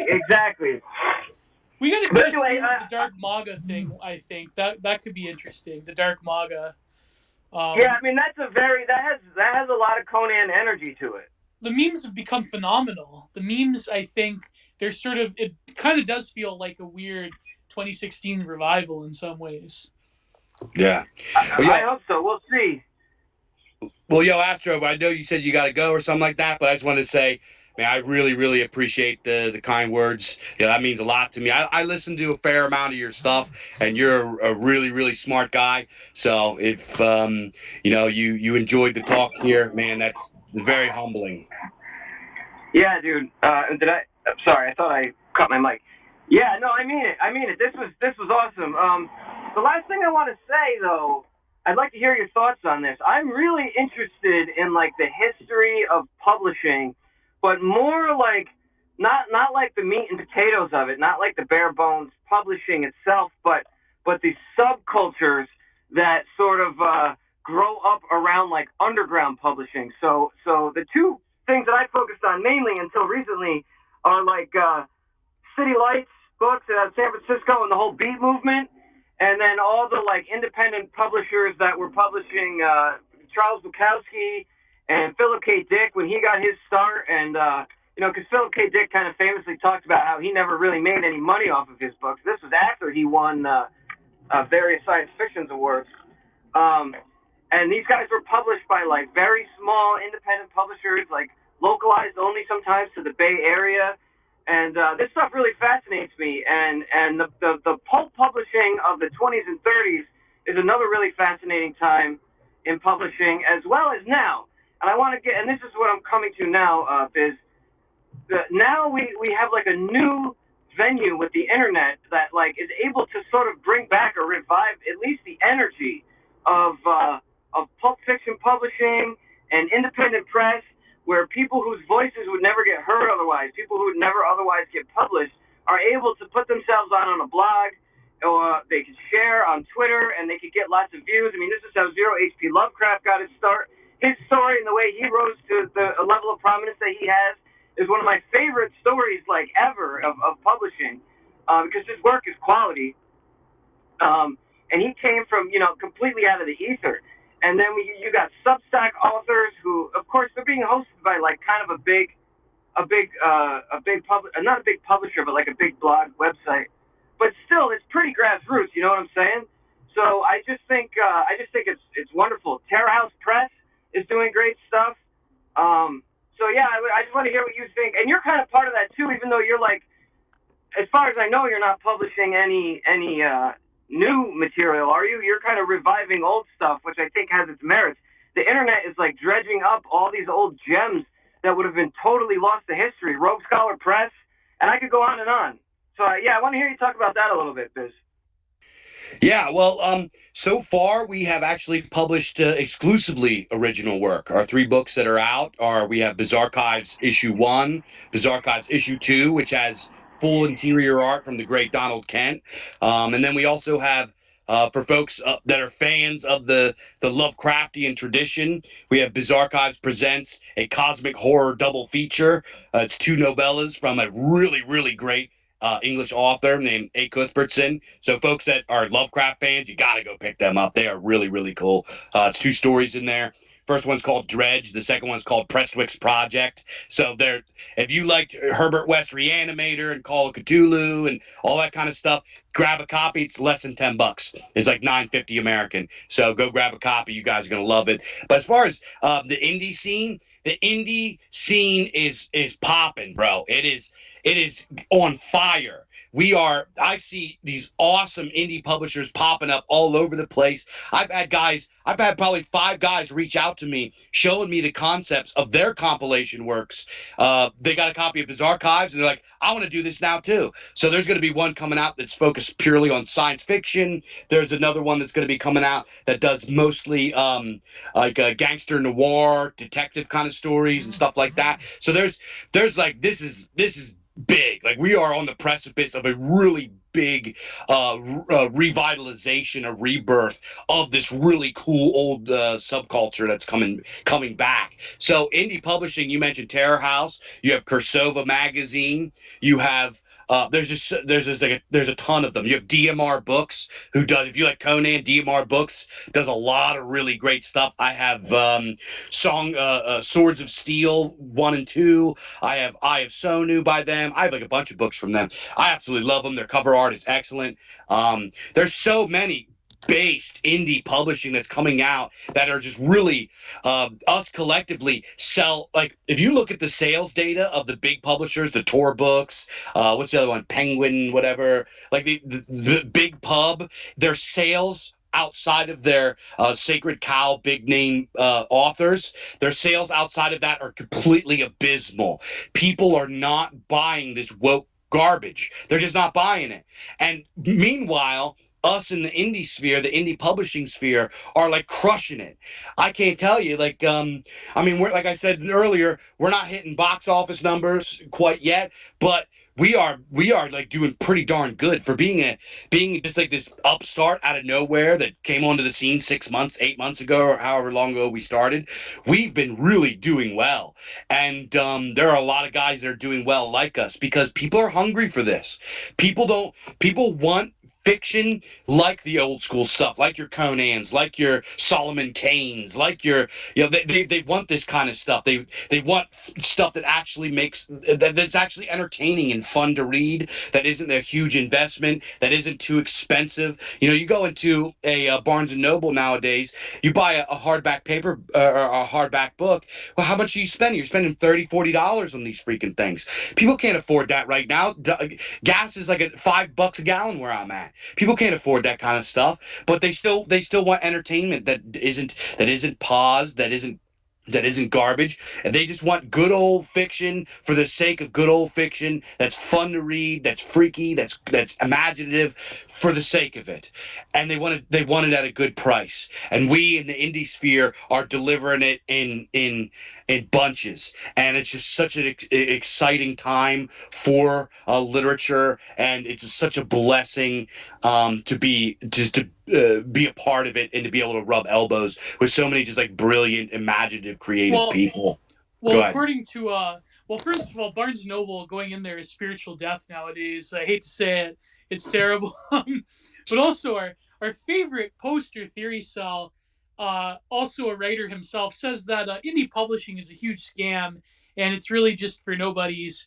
And he will also, but I'm sure his books will sell very well one day.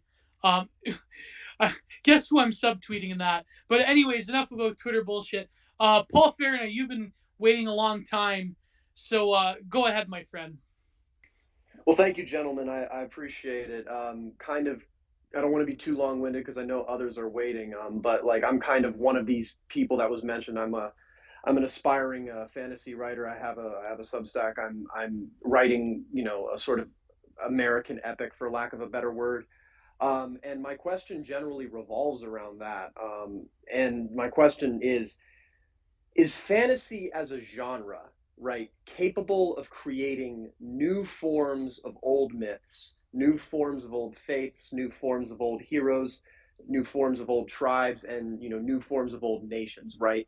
And I sort of have an ancillary question to that that's kind of related, but it's also like, what separates a Tolkien story or a Robert E. Howard story or a Lovecraft story from something like the Nibelungenlied or the Saga of the Volsungs or the Song of Roland or any of these old epics, right?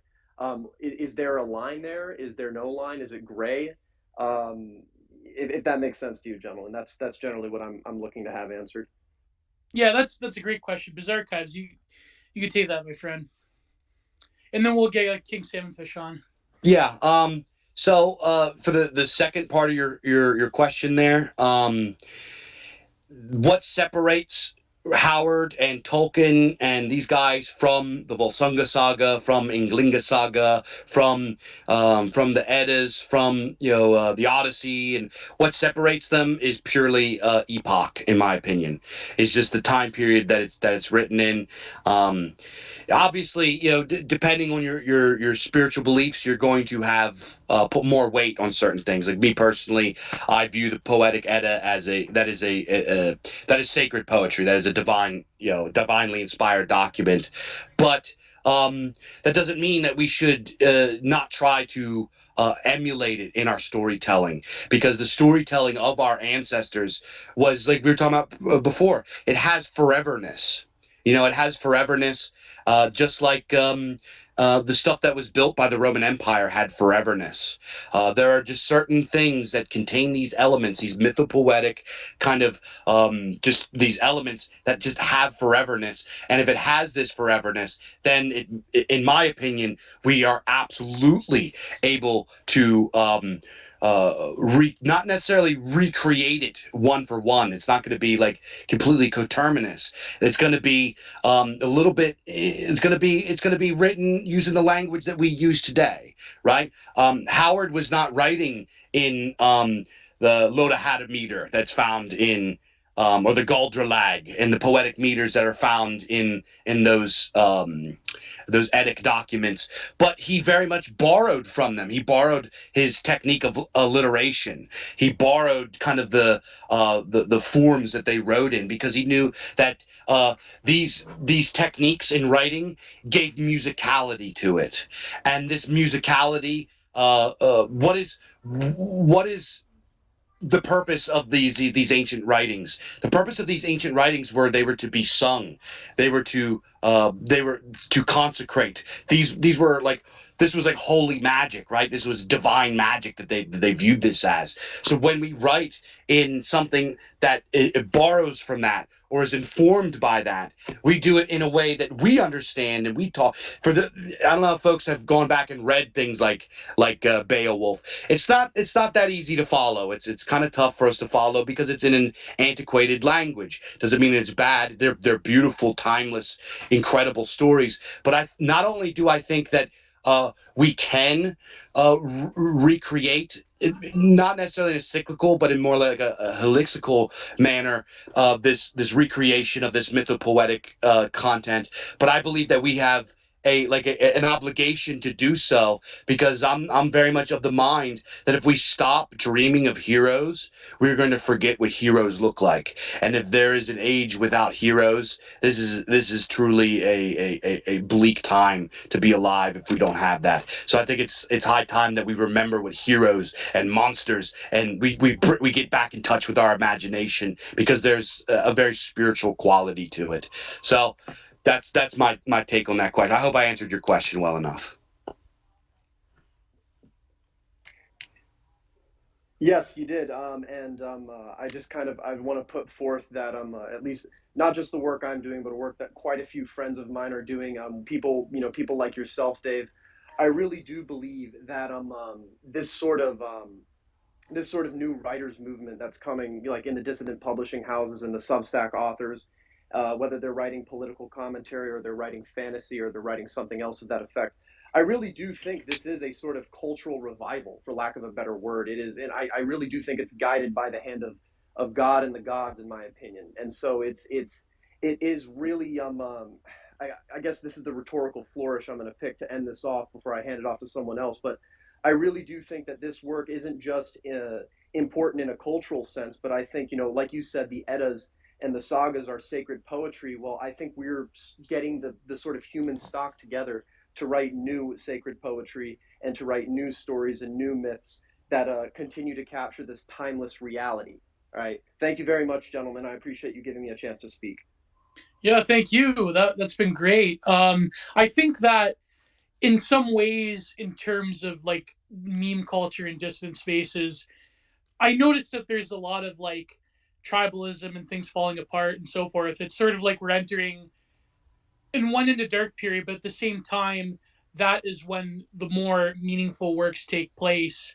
That's when people sort of look at themselves and write actual good things. It's sort of like how the hippies in the 60s didn't produce like a lot of great works like compared to the beats before them, but it's really in the 70s where a lot of scholarly works and works of literature were produced, when you had sort of like what they would consider like the downtime, or like the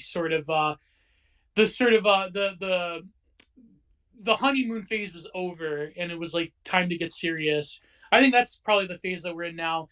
So King Salmon Fish, you're next. Please, my friend, try to try try to keep it succinct. I know that and you have a tendency to go off, but before King Salmon Fish up, Paul, finish up your thoughts, my friend. No, I was just waving goodbye. Oh yeah, there you go. Yeah, thank you for coming, my friend. Can I say something real short, quick? Yeah, go ahead.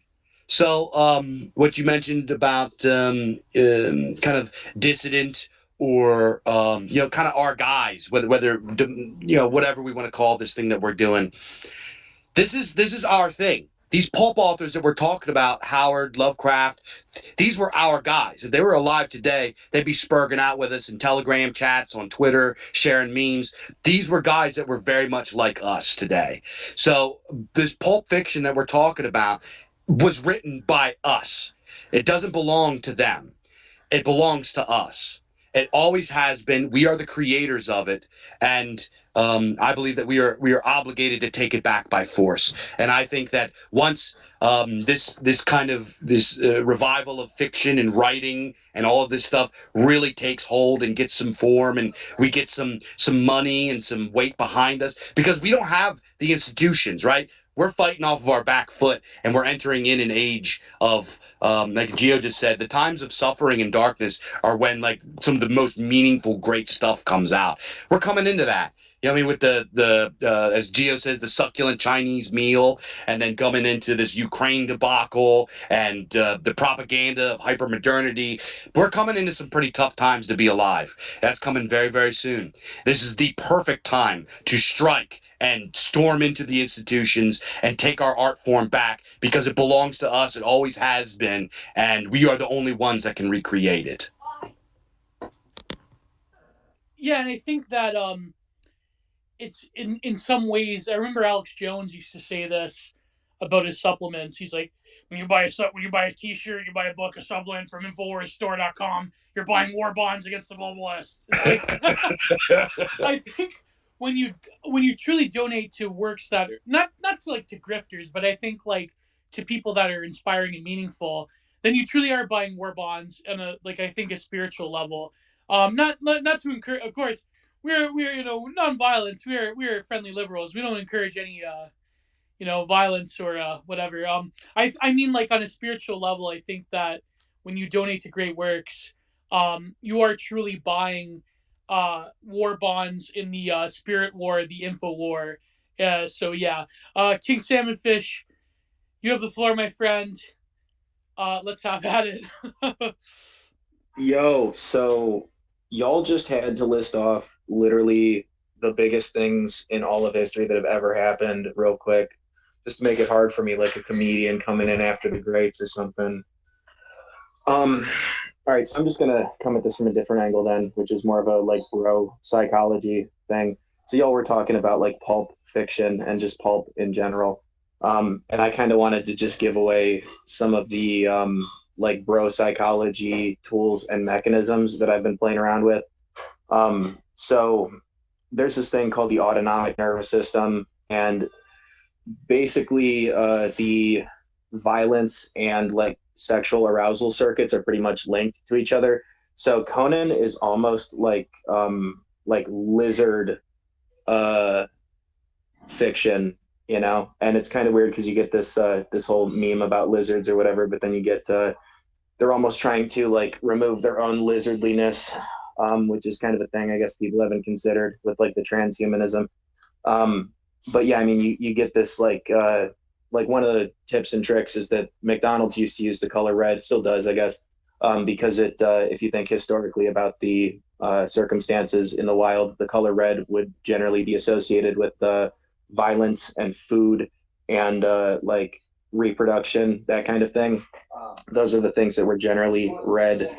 So like that kind of the power of colors is absolutely nuts. And I'm not gonna like be able to undermine pulp here, so I wouldn't concern yourself with it. But like these are the kinds of phenomena. And then if you look at like Jordan Peterson's Maps of Meaning as like just a good source for what I'm about to say, we have these like mental models that regulate emotional states and like affect as well as like emotional valence, like our system of good and bad and how much, that kind of thing, orientation mechanisms and stuff, based on like contrast of various mental models involving like the present versus the future. And that kind of fits into the premise of the Passage Prize contest being like you need to literally differentiate and develop a different vision, and there's like actually kind of mechanics to like how one creates a new genre, because essentially everything is derivative. So it's like a recipe for food where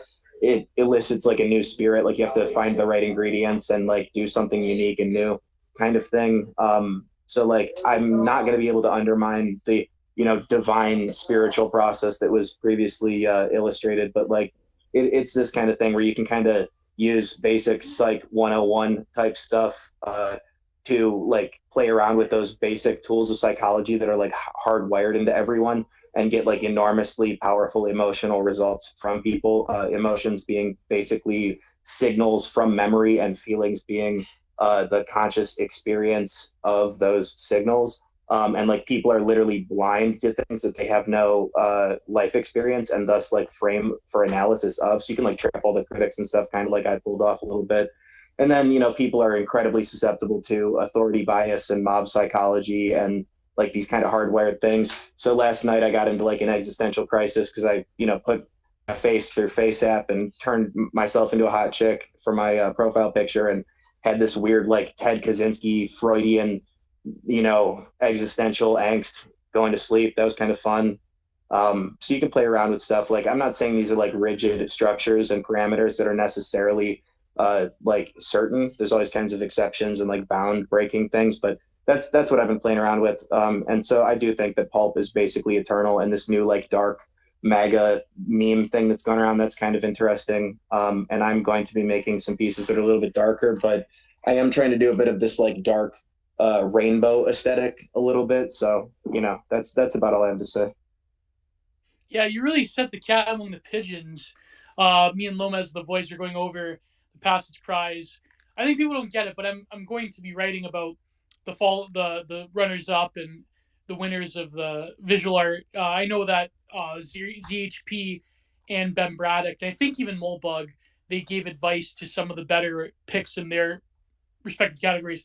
But it is kind of funny how, I guess, what Nick Land would call jangling the nerves, the nervous system, jangling the nerves. I wonder if Pulp Fiction is also a part of that, and also what you were saying about people's sort of like appetitive lizard brain. Now we have a moment in history where these forces of that particular collective mind are now coming back into history, but not in a good way. I think like the sort of whatever you want to call it, the GAE, the globalists, whatever, they're sort of trying to harness these different instincts against people.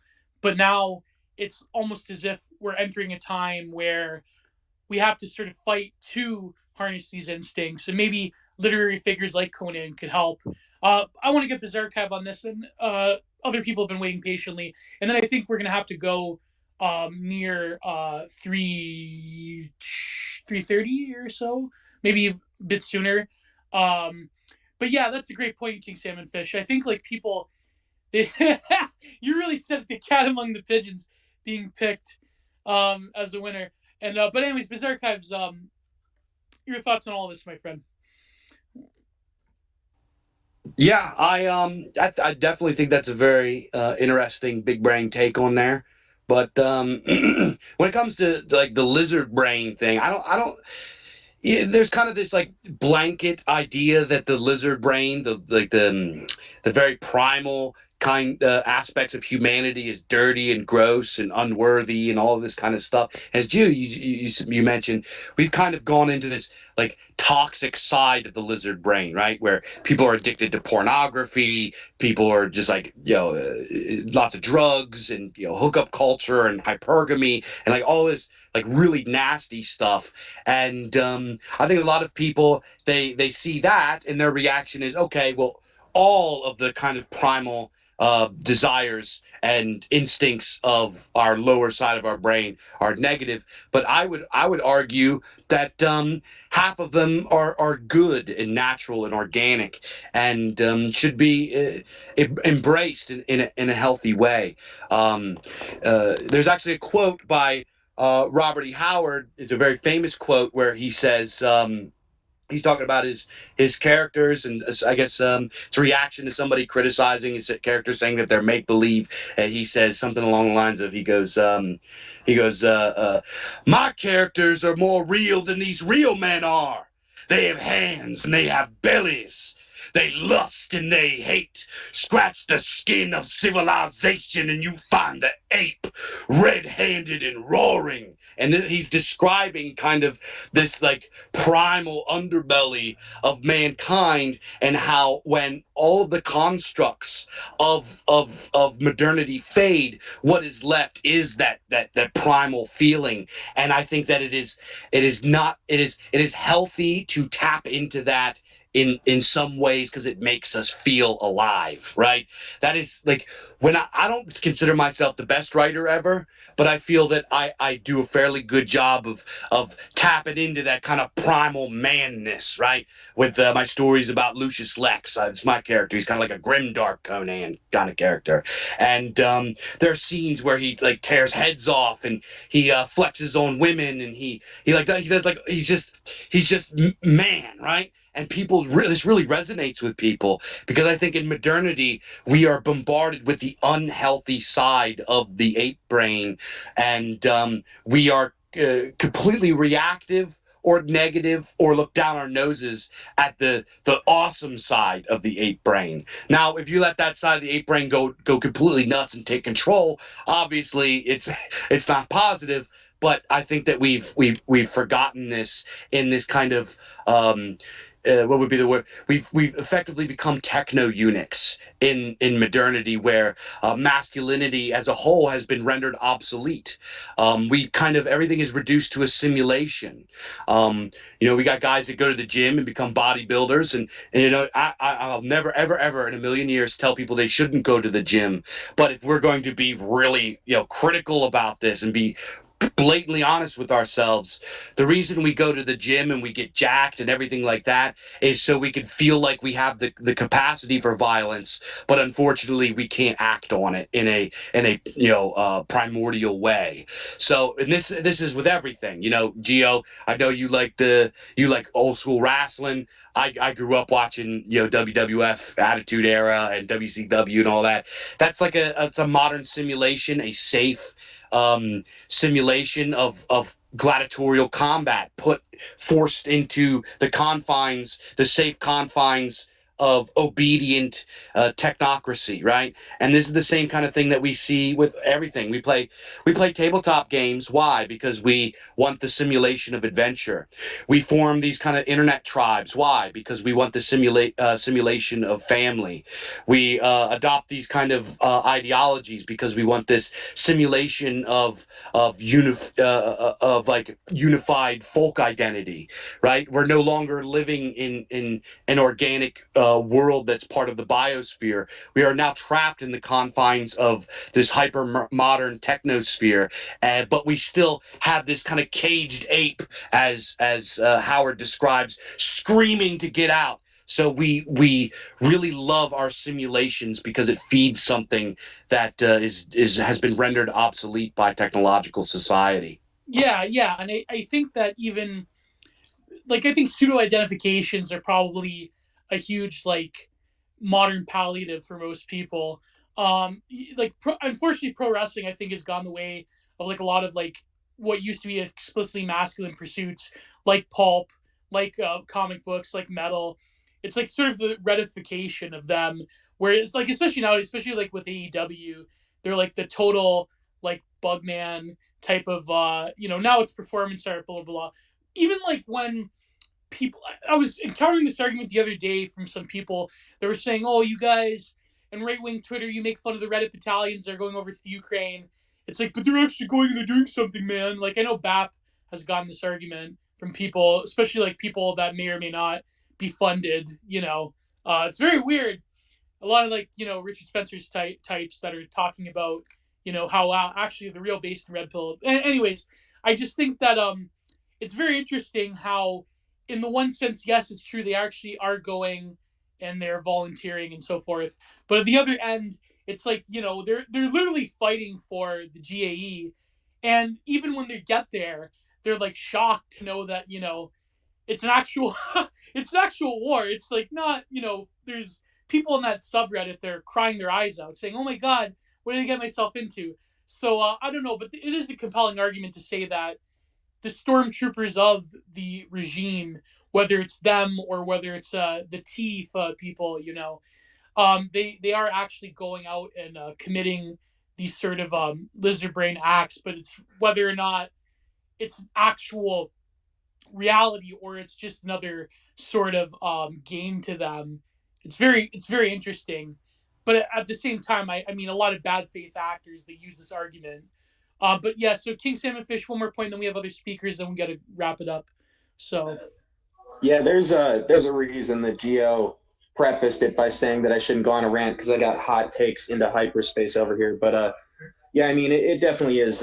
It definitely is one of these things where I've been trying to like explain at least a little bit this like lizard brain element, this neuroscience, but also like the romantic element and the necessity of that. Like I actually went and spoke to Michaela Peterson down in Nashville to explain why Rollo Tomasi is he's like a weird mathematical like cage almost for these specific elements, and like romance is legitimately the like necessary element for like relationships, saving civilization, all these things, and like you can romanticize these things like Conan, and I actually love pulp, and I can't pin it down, which is great. So like that's kind of the thing, and if you look at my profile picture, you kind of get this weird circuitry thing that like it's a little bit of a mind hack. So like I don't have a ton of followers right now, but it's one of these things where it's like I can kind of play around and people basically know what's going on. So like I don't know if anybody wants like any like hyper advanced ranting and consulting or like some artwork or something, DM me, give me money. You know what I mean? Like that's about it. So that's my shout out to myself. Peace. There we go. No, I think it is funny. There is, I think, real sentiment, and there's sort of a masculinity that's been suppressed. But I think, like, again, my well known criticisms of the manosphere is that there's sort of like a sort of pseudo masculinity that goes along with that as well.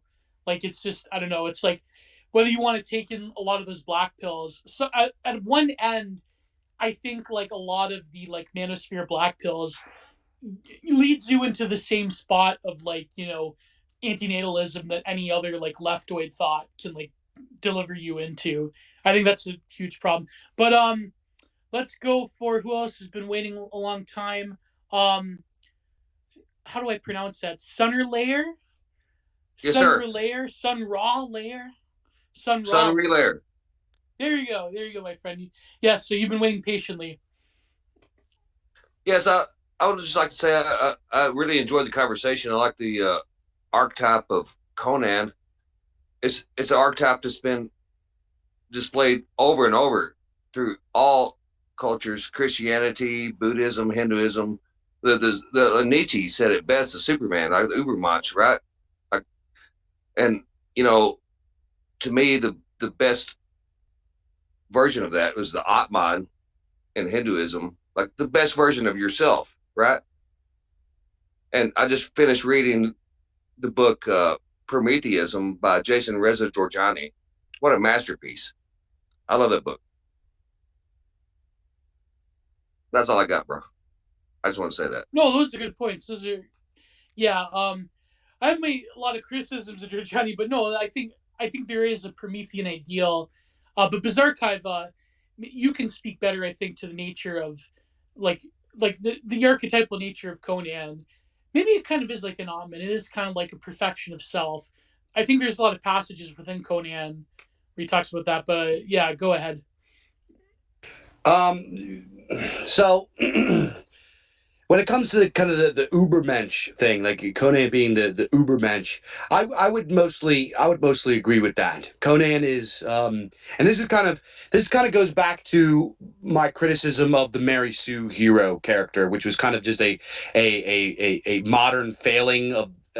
Like modernists not being able to understand the true nature of the heroic archetype, the Ubermensch archetype, so they created this goody two shoes Superman, like the character Superman, kind of Mary Sue that never does anything wrong and all this kind of stuff. When this is a failure of the understanding of the heroic archetype, if you read, the Iliad. Odysseus is sometimes a jerk off, right? He's not always a nice guy. Sometimes he's cruel. Sometimes he's impulsive. Sometimes he's promiscuous. And the same thing with Conan, right? Conan's the same way. Beowulf is the same way. The idea of the anti-hero is the hero. I don't believe that this is a useful, meaningful, or even true distinction. I think all heroes are like this because the nature of their being of superior birth and superior lineage, gives them this superhuman, above man kind of status in their life, which gives them a different kind of nature. Speaking of the Eddas, one of the most important stories in the Eddas is called Rigstula, or depending on your translation, you might get the Lay of Rig, and this is the story of Rig, who many have identified as the god Heimdall, and he comes to Earth and he kind of teaches man about how to practice faith, but he also through his seed gives man the different castes. And in this, he defines it as the Jarl caste, which are the priests and the kings and the heroes, the warriors, right? And then after that are the Carls, and the Carls are your landowners, your businessmen, your craftsmen, your like men of intellect, but aren't of the highest echelon. And then after you get the thrall caste, and these are people that are of a lesser nature, right? They are people that are born with less soul stuff. They are born to be slaves, right? They tend to be ugly. They're short. They have hunchbacks. They're described as having swarthy features, and they're not as bright and beautiful as the higher castes. So when we look at this kind of old writing, we understand that there's a possibility of an Ubermensch. There's the possibility of the ancient people understood that there were people that were of higher birth and of lower birth, and therefore their natures and their relationship with not only society but their own mortality was different. Right. And one of the problems is that in modernity, coming from this presupposition of liberalism and egalitarianism, they can't even fathom this idea of people being above of higher birth. So they have to create this kind of Mary Sue because that's kind of the only style of hero that they can imagine. Whereas Robert E. Howard was very, very well read in this ancient literature, and he understood the worldview of the ancient people, so he could create a Conan that was a true Ubermensch. He believed that, and I can't imagine that this went over well among the Southern Protestants of the early 20th century, but he believed that he was a reincarnation and that he was seeing ancestral memories in his dreams, and that that is what the inspiration was for his stories. I kind of went off on a tangent there. I hope I answered the question in there somewhere. Oh yeah, that was great. Yeah, one more. Who do we have? Sackboy Blackstar, and we'll start wrapping it up. I just want to comment on what the Bizarchives said about the people forming the squeaky clean hero archetype. I don't believe they can't fathom the anti-hero. I believe it's more of a hatred of the authenticity, and there's a certain power that comes with embracing one's dark traits, and it just doesn't mesh with the idea of someone who can't integrate those successfully because fundamentally they're weaker. They When they try to embrace them, they give in to them. I'm grasping at something I can't totally articulate. Yeah, I think that is a great point.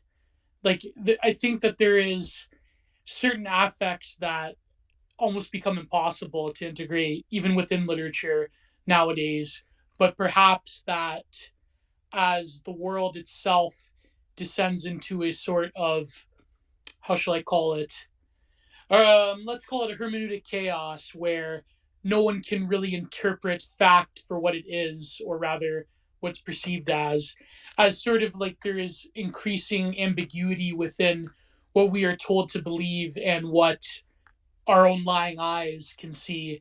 I think that people will start to turn towards these more like baser affects, not based, but like I mean baser as in like the true nature of like the darker elements of the human psyche. But Bizarchive, what do you think of this? I think you summed it up well. That's good. Oh, all right. We've been going for a long time, so any final words, Bizarchive, and any final shilling as well. Yeah. Wait, actually, we have one more. Bones wants to talk. Our good friend Bones. So, uh, yeah. Sorry, I'm at this point of the stream. My brain starts to melt. So, Bones, what do you have to say, my friend?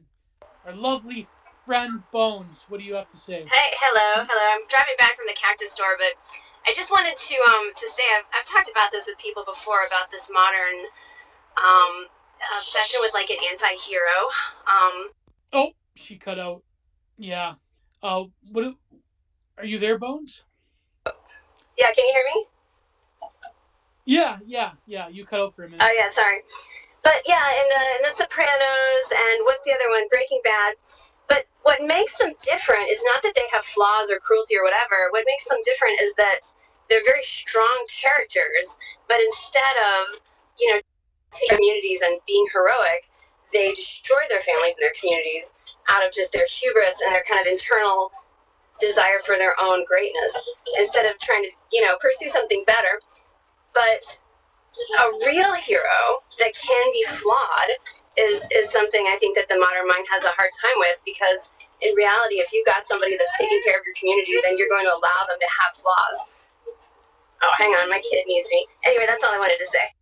That's a great point, actually. I think that the two extremes are that one, you have like a pure, like, what they used to call white meat babyface hero, which is like to the point of ridiculousness, like, the average Marvel movie. But then you also have this sort of like celebration of psychopathy. Like, I mean, The Sopranos is like one of my favorite franchises of all time. I mean, you can go on and on about it. But I do think that there is sort of like a lack of a genuine hero that does have human flaws and characteristics, but also doesn't completely destroy everything out of their own sense of like hubris and psychopathy. So I don't know, Bizarchives, what do you think about that? I mean, I don't agree that Tony Soprano and who's the guy from Breaking Bad, Walter White. I would disagree that these guys are even heroes. Right? I wouldn't even consider them heroes. Like you, G, I absolutely love The Sopranos. I've seen the entire series probably 6 times. Right? But I would never even include Tony Soprano in with the conversation of a hero. So that's what I got to say But, about but that. do you think, Bizarchive, do you think like the sort of popular, especially cinema characters of the anti-hero, that do you think like maybe like some of the leftoid criticism is kind of apt, like with Walter White or Tony Soprano or the Joker.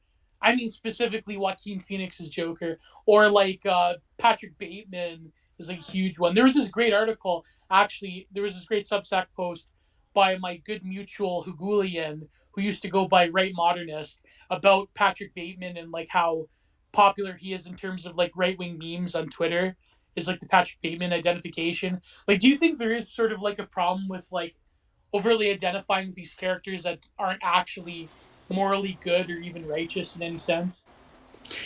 Yeah, I would actually. I have a pretty big criticism of the modern anti-hero as well. Like, for example, you mentioned about like and it's not even so much a philosophical thing. I just think I find it lazy, like to make. And I'll be honest, I did like the Joker movie. I thought it was interesting, and I did there's a certain, if one of us, you're going to empathize with that character. You get what you fucking deserve. That feels good, right?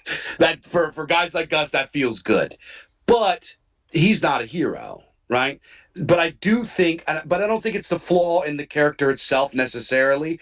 I think it's a flaw in the people that are perceiving the character. I forget what the other part of the question was. No, yeah, I think that it could be that they become heroes by virtue of the fact that they're willing to like destroy a very like destructive and terrible society. With that being said, it's like it almost is kind of like, I guess, cope in a way where you identify with like Drive or Patrick Bateman or like Arthur Fleck from Joker. It sort of like does become like a very lazy memeified archetype. So it's like, what is the way forward then if like Hollywood keeps producing these characters that do become labased and red pilled, but then ultimately you're still just like seeding your own imagination to a Hollywood franchise. It's like, I mean, as great as Easton Ellis is with Patrick Bateman, I do think that they become like a stopholder for like our desire to like want to destroy society, or destroy rather the pretensions that society is built up. It's like, Tyler Durden is another one, like with Fight Club. But then again, you do have like the lazy leftist criticism of like, they're supposed to be the bad guy, right? Like, it's like two like low IQ smooth brains on different ends of the spectrum, like fighting with each other over a Hollywood character. It's like, yeah, Yeah. it's not very good. So wait, Well, Sackboy, you wanted to say something? yeah, I think what these characters represent is the repressed. So a lot of Western society denies men the ability to go through the power structure and ascend it. And most of these characters that are psychopathic ascend it extremely violently, aggressively, and hastily, almost as like the people who idolize them are vicariously ascending the power structure with them because they're completely denied that ability just through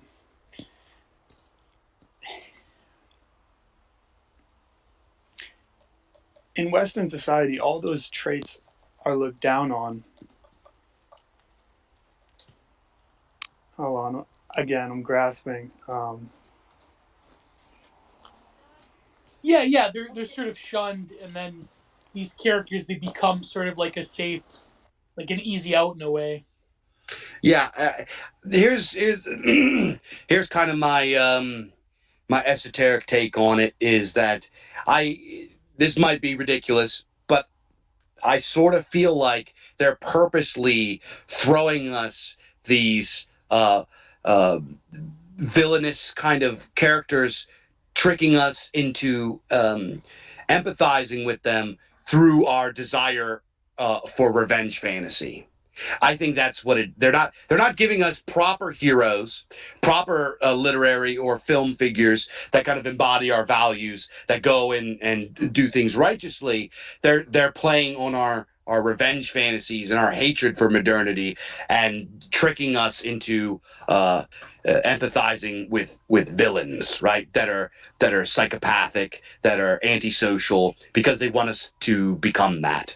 So I don't know how true that is, but that's something I have always had in the back of my head.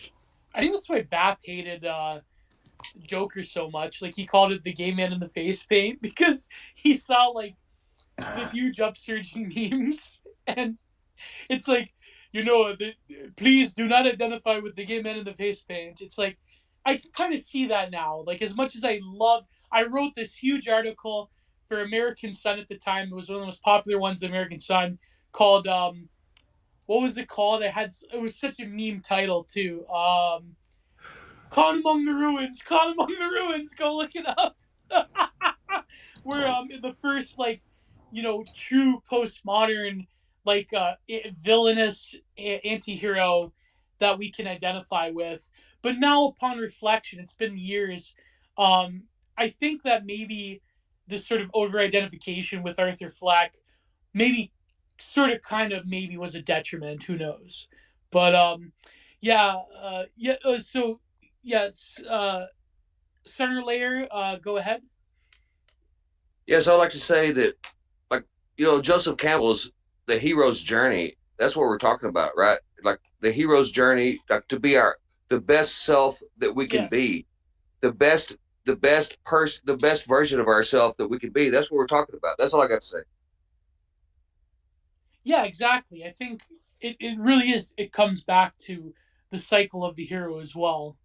Um, but yeah, so we've been going on for a long time. It is almost 3:30. So Bizarchive, final thoughts, my friend. This has been great. I appreciate everyone listening. And oh yeah, Bones. One more thing, and also keep in mind that if you missed most of the stream, this is you can play it for 30 days on Twitter, but it will be archived on my YouTube channel, Giant Productions on YouTube.com. It's in my link tree in the bio. So yeah, Bones, go ahead. You were dealing with your Rugrats before.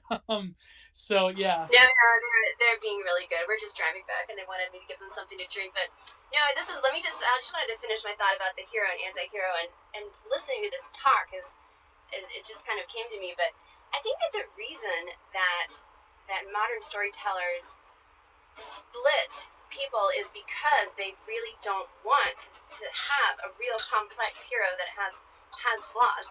So you're either going to have these Marvel, what you called Mary Sue's, or you're going to have a complex villain. Because if there's anything in your backstory, like, you know, any evidence of cruelty or mistakes, then you have to be the bad guy. Because they don't have anything else Oh, you're bringing it up a little bit. to to fight against a real hero other than just by pointing out their flaws. So, like, I just read a biography of Julius Caesar, and he was obviously an incredible person, but he had a thing for married women, right? So, Oh yeah, you were breaking up there. So yeah, Julius Caesar's yeah, a good example. No, I'm sorry if you didn't hear. My point was that I think that just from listening to this stream, I think that's probably the reason that we don't have complex real heroes. They're either going to be an anti-hero or a villain, or like you called a Mary Sue, good guy, like in the Marvel movies, because the left wants to kind of keep that in their pocket as a way of taking down people. It's, oh, they've got a flaw. I don't know. It just kind of came to me. no, it's true. Yeah, I think there's sort of like an impossibility to deal with the complexities of it because there's just like certain things you can't write about anymore. Um, there's just like certain elements that are denied to us. But yeah, that's a great point. So Bizarchives, final thoughts, my friend, final observations, final shilling. Yeah, all that good stuff. Yeah. Well, first, G, I just want to thank you for bringing me on. This is a tremendous opportunity. I had a wonderful time. You're a great guy. I love your content. All the folks that hopped on to listen to us talk about this folk tradition, this folk art tradition that I love so much, man. So many blessings and loves and hails to all you Great. I guys. really appreciate you coming on. This has been amazing. And like I said, it'll be on my YouTube channel. So yeah, this has been a blast.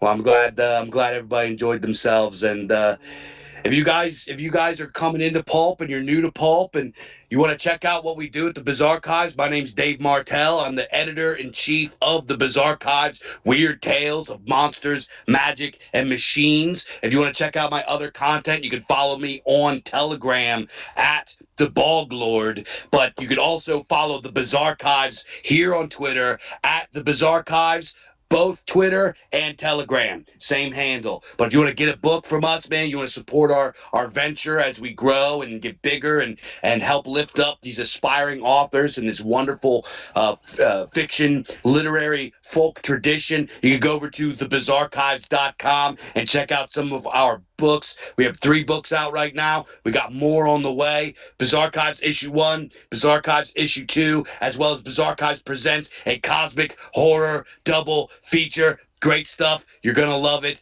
But also go get some reprints of Weird Tales magazine and all the stuff that inspired us. So that's all I got to say. And Yeah, thank you so much for having me. thank you. And also go and follow my Telegram. I'm lagging on Telegram, but that's where I save all of my spicier rants. Yeah, so please, it's everything's on the link tree. Go to Genre Productions at youtube.com, and also the Substack. Sorry, the Substack is Geo's Content Corner. I'm going to be reviewing some of the runners up of the Passage Prize in Visual Arts. Um, there's a lot of them I want to do. And also, I'm going to probably do blurbs for the winners as well. And yeah, a lot of great videos, General Productions, YouTube. And yeah, please follow the Telegram because the Telegram, I go off on certain people as well. That I don't feel comfortable going off on Twitter. But yeah, so thank you one and all for coming. God bless you. Thank you to all the speakers. Hopefully I will upload this at least by Friday, I think. So take care everyone. This has been a great cozy afternoon stream talking about literature and philosophy. God bless, goodbye, and God bless you, Bizarchives. You're doing God's work. the gods work in your case. So, so thank you all for coming. Goodbye.